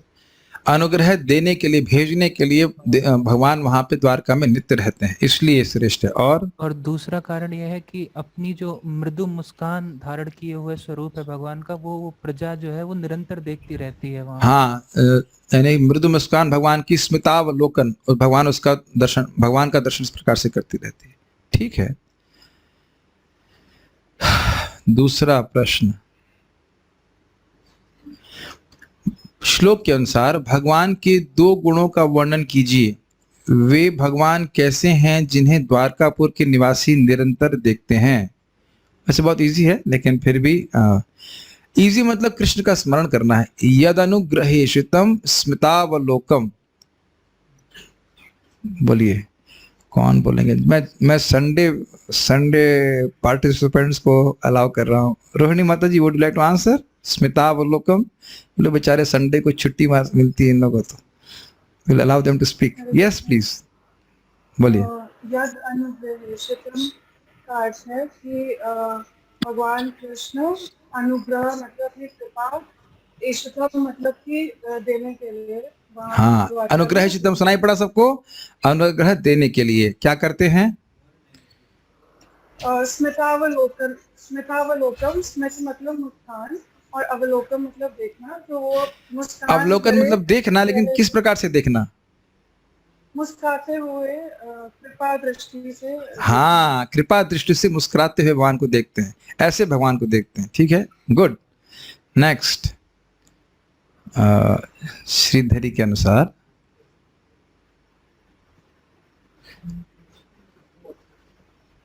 श्रीधरी के अनुसार अनुग्रहेशितम के दो अर्थ बताइए। श्रीधरी के अनुसार, ध्यान दीजिएगा, इतनी दूर की बात कैसे याद रहेगी, बट लेट्स सी। कौन Sunday devotee, who is the Sunday devotee here? Shri Adbhut Krishna is here, बाकी लोग तो आउट। तो ये हम प्रश्न यहां सामने के भक्तों से डाल रहे हैं। प्रश्न देखिए फिर से, अनुग्रहेशितम के दो अर्थ बताइए श्रीधरी के अनुसार। एक भी याद नहीं आ रहा? माइक पे बोलिए। एक तो भगवान अनुग्रह करने के लिए है, अनुग्रह देने के लिए। अनुग्रह प्रेषितम, ईशित मतलब प्रेषित, भेजने के लिए। अनुग्रह देने के लिए भगवान दर्शन कर देते हैं। और अनुग्रह ईशितम, अनुग्रह प्राप्त करने के लिए। अनुग्रह की इच्छा से, इष्ट अनुग्रह को प्राप्त करने के लिए वह भगवान का दर्शन करते हैं। मैं देखिए उम्मीद नहीं कर रहा हूं कि आप पहली बार सुन रहे हैं तो तुरंत धारण हो जाएगा, लेकिन फिर से रिवाइज करा रहा हूं। सारार्थ दर्शनी के अनुसार भगवान तो स्वर्ग में नहीं रहते, तो फिर द्वारका की तुलना से स्वर्ग से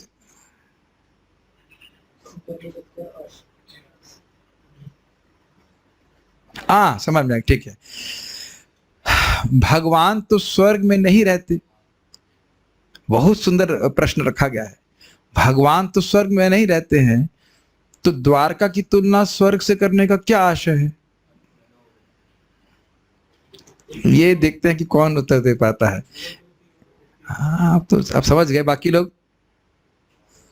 प्रश्न समझ में आ रहा? प्रश्न बड़ा डाइसी है। भगवान कृष्ण तो स्वर्ग में रहते नहीं है, तो स्वर्ग की तुलना द्वारका से क्यों की जा रही है? शशिकांत प्रभु, आपका नेट डाउन रहता है, आपकी आवाज नहीं सुनाई पड़ती है।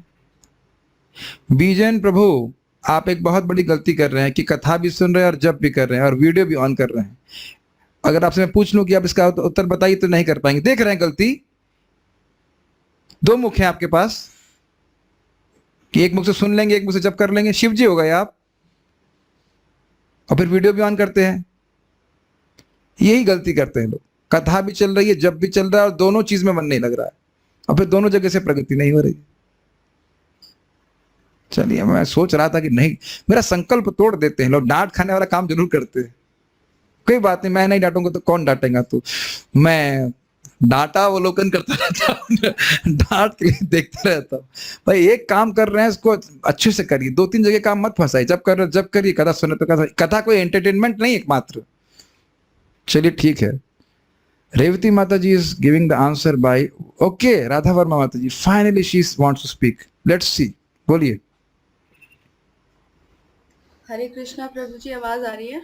हाँ जी, ये जो इसमें बताया गया है सारा दर्शनी के अनुसार कि ये जो बोला जा रहा है ये लोक रीति के अनुसार बोला जा रहा है, सिद्धांतिक नहीं है। सिद्धांतिक तौर पे जो हम अगर देखना चाहें कि स्वर्ग की तुलना तो हो ही नहीं सकती द्वारका से, किसी भी रूप में नहीं हो सकती, क्योंकि द्वारका में तो भगवान का निरंतर वास है, स्वर्ग में नहीं वास करते हैं वो, तो इसलिए। हाँ ठीक है, आप समझ तो रही हैं, लेकिन पूरा नहीं स्पष्ट कर पा रहे, क्योंकि आपने अच्छा प्रयास किया। और कोई भक्त लोक रीति, चलिए लोक रीति से बोल रहे, लेकिन लोक रीति का एक्सप्लेनेशन क्या है? लोक रीति का एक्सप्लेनेशन ये है कि इस पृथ्वी को दुखालयम कहा गया कि इस जगत के, इस ग्रह के हर ग्रह में, इस ग्रह के हर जगत में दुख ही दुख है। इस जगत के हर ग्रह में दुख ही दुख है, तो स्वर्ग भी दुख का घर है। तो दुख के घर को द्वारका से कैसे कंपेयर कर देंगे? द्वारका में तो अतिशय अनंत सुख है, लेकिन क्योंकि सामान्यतः स्वर्ग को पृथ्वी से बेटर बोला जा रहा है, इसलिए ऐसा बोला जा रहा है। ठीक है, समझ में आ गया? मैं समझ रहा हूँ, वो समझ में आ जाता है, लेकिन व्यक्त करने में दिक्कत आती है। ओके, नेक्स्ट क्वेश्चन, तो ये बहुत डाइसी क्वेश्चन था। श्री सुबोधिनी के अनुसार स्वर्ग की तुलना में द्वारका की उत्कर्ष का वर्णन कीजिए। ये तो इंटरेस्टिंग है। तो let's see who want to answer. Prem Krishna, oh you want to answer? Yes go ahead. Yes yes yes please. नहीं नहीं, ये नामाभास था। कुछ आप बताइए, कुछ प्रेम कृष्ण प्रभु जी। हाँ, स्वर्ग में देवता है, पर द्वारका में तो देवादिदेव कृष्ण है। Very good. और स्वर्ग में अप्सराएं है और द्वारका में लक्ष्मी है। ठीक है, ब्रह्मचारी आना इसका। और द्वारका में क्या है? लक्ष्मी है। स्वर्ग में जीव का पतन होता है, पर द्वारका में जीव मुक्त हो जाता है। और वस्तुतः स्वर्ग में वैसे भी पतन होता है, भोग में पड़ा रहता है। आप देखिए क्या नाम है, नल कुबेर और मणिगिरी में तो पतन अवस्था में ही थे ना। हाँ जी, और चलो बाकी प्रोजेक्ट। हाँ एक नहीं, अगला वाला क्वेश्चन आप बताओ। पहला वाला इनको पूरा करने दीजिए, अगला वाला और कठिन है, वो पूछूंगा। उनको पूछिए, कठिन वाला आपसे पूछूंगा ना। नहीं पूछो। और क्या था? अप्सरा हो गई, लक्ष्मी हो गया, और पतन हो गया, और जैसे देह में नेत्र नहीं, वो नहीं, वो तो आगे क्या था। और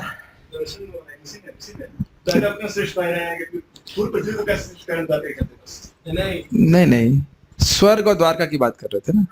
ठीक है, ऐसा ही बोला आपने।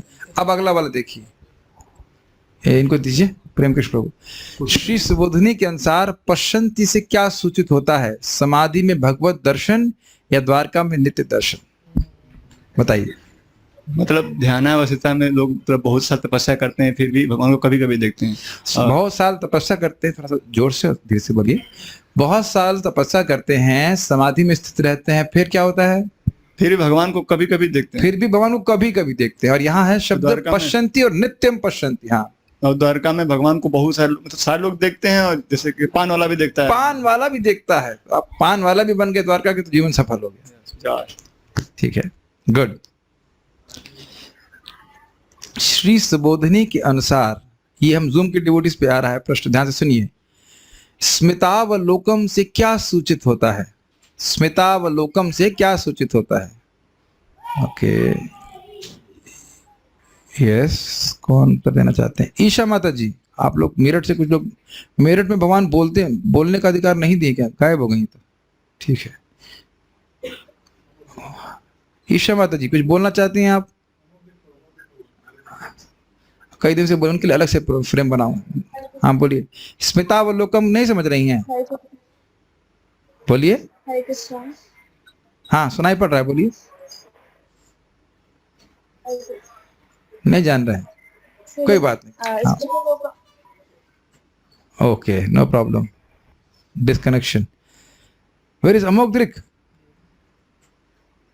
कहाँ है? दिख नहीं रहा मेरे को। हाँ ये रहा, ठीक है। जनरली आप व्हाइट शर्ट पहनते, तो मैं व्हाइट ढूंढ रहा था। हाँ बोलिए। I have colour blindness. हाँ जी बोलिए। हरे कृष्ण। हाँ बोलिए। प्रभु जी, स्मितावलोकन से मतलब है कि भगवान अपने अवलोकन से अपनी भक्ति व ज्ञान प्रदान करते हैं। एक और, इंद्रियों में आह्लाद प्रदान करते हैं। बोलो, इंद्रियों में आह्लाद। सारी इंद्रियों में आह्लाद, आनंद देने वाले होते हैं दोनों तरह, केवल देखने मात्र से, देखने मात्र से। ठीक है, गुड। सदाशिव प्रभु, आपका लग रहा है कि वेबकैम खराब हो गया, इसलिए आप वीडियो ऑन करके नहीं बोलना चाहते। ठीक है, ठीक है। हम आपका स्मितावलोकन कैसे प्राप्त करेंगे अगर आप वीडियो ऑफ रखेंगे तो? चलिए, श्रील प्रभुपाद जी के तात्पर्य से, चाहे स्वर्ग में, ये देखिए बहुत महत्वपूर्ण है, नहीं तो ये पूरा श्लोक गायब हो जाता है। आपने देखा है क्लास के बाद हम रिवीजन ना करें तो ऐसे गायब हो जाता है जैसे गधे के सर से सींग है कि नहीं, एकदम से गायब हो जाता है। थोड़ा रिवाइज कर लेंगे तो कुछ कुछ बात याद रह जाती है, इसीलिए याद रह रहा है आप लोगों को। ऐसा मत सोचिए कि हम बिना प्रयोजन के कर रहे हैं। श्रील प्रभुपाद जी के तात्पर्य से, चाहे स्वर्ग में कितनी भी भोग की सुविधाएं हों और जीवन की अवधि कितनी भी लंबी हो, तो भी एकत्रित पुण्यों के क्षीण हो जाने पर जीव को पुनः सड़ी गली पृथ्वी पर गिरना पड़ता है। तो फिर जीव को किसकी प्राप्ति का प्रयास करना चाहिए? इतना लंबा प्रश्न और इतना सिंपल आंसर ये मैं दे देता हूँ, इजी क्वेश्चन मैं ले देता हूँ। कृष्ण की भक्ति करके भगवान की धाम की प्राप्ति करनी चाहिए। शास्त्रोचित धाम सेवन करने पर कैसा फल मिलता है एवं सारे फल कैसे प्राप्ति किए जा सकते हैं? ये अच्छा प्रश्न है, ये बहुत महत्वपूर्ण है। राहुल प्रभु हमारे बीच में उपस्थित हुए हैं, तो इसलिए हम वो उनसे सुनना चाहेंगे। हम रोज आप लोगों को देख करके याद आता है कि मुझे कॉर्डलेस रखना है ताकि पीछे जो ब्रजवासी हैं उनको भी हम पकड़ें, लेकिन वो चुपचाप बैठे रहते हैं, उनको मौका नहीं मिलता बोलने का। I just order it today only. Okay, let's see, बोलिए। फल सेम वैसा ही मिलता है जैसा भगवान के स्वयं उपस्थित होने जी हाँ, फल वैसा ही मिलता है, क्योंकि सबके मन में भाव आ रहा होगा, अरे द्वारकावासी तो कृष्ण को देखते हैं और हम नहीं देख पा रहे हैं। तो ना जी ना, आपको भी वही फल मिलेगा जो कृष्ण के साक्षात उपस्थित होने पे व्यक्ति को प्राप्त होता है। प्रतिमा नहीं तुम ही साक्षात ब्रजेंद्र नंदन, वही फल प्राप्त होता है कृष्ण बलराम को। लेकिन एक छोटा सा पॉइंट है, श्रद्धा। जितनी अधिक हमारी श्रद्धा होगी उतना भगवान की कृपा हम पर होगी। क्यों? जब हम भगवान के सामने जा रहे हैं तो इस भावना में रहे कि नहीं, हम कृष्ण बलराम जी का दर्शन करने जा रहे हैं, हम केवल विग्रह का दर्शन करने नहीं जा रहे हैं, तो और अधिक लाभ प्राप्त होता है। हाँ जी। और अनुभवी भक्त के अनुगत्य में रह यस, अनुभवी भक्त के अनुगत्य में रह के शास्त्र का नियमों का पालन करते हैं तो हम इस प्रकार से लाभ को प्राप्त कर पाएंगे। तो यहाँ पे रुकते हैं। ओके, और कोई प्रश्न तो यहाँ पे? ओके, ठीक है, तो यहाँ रुकते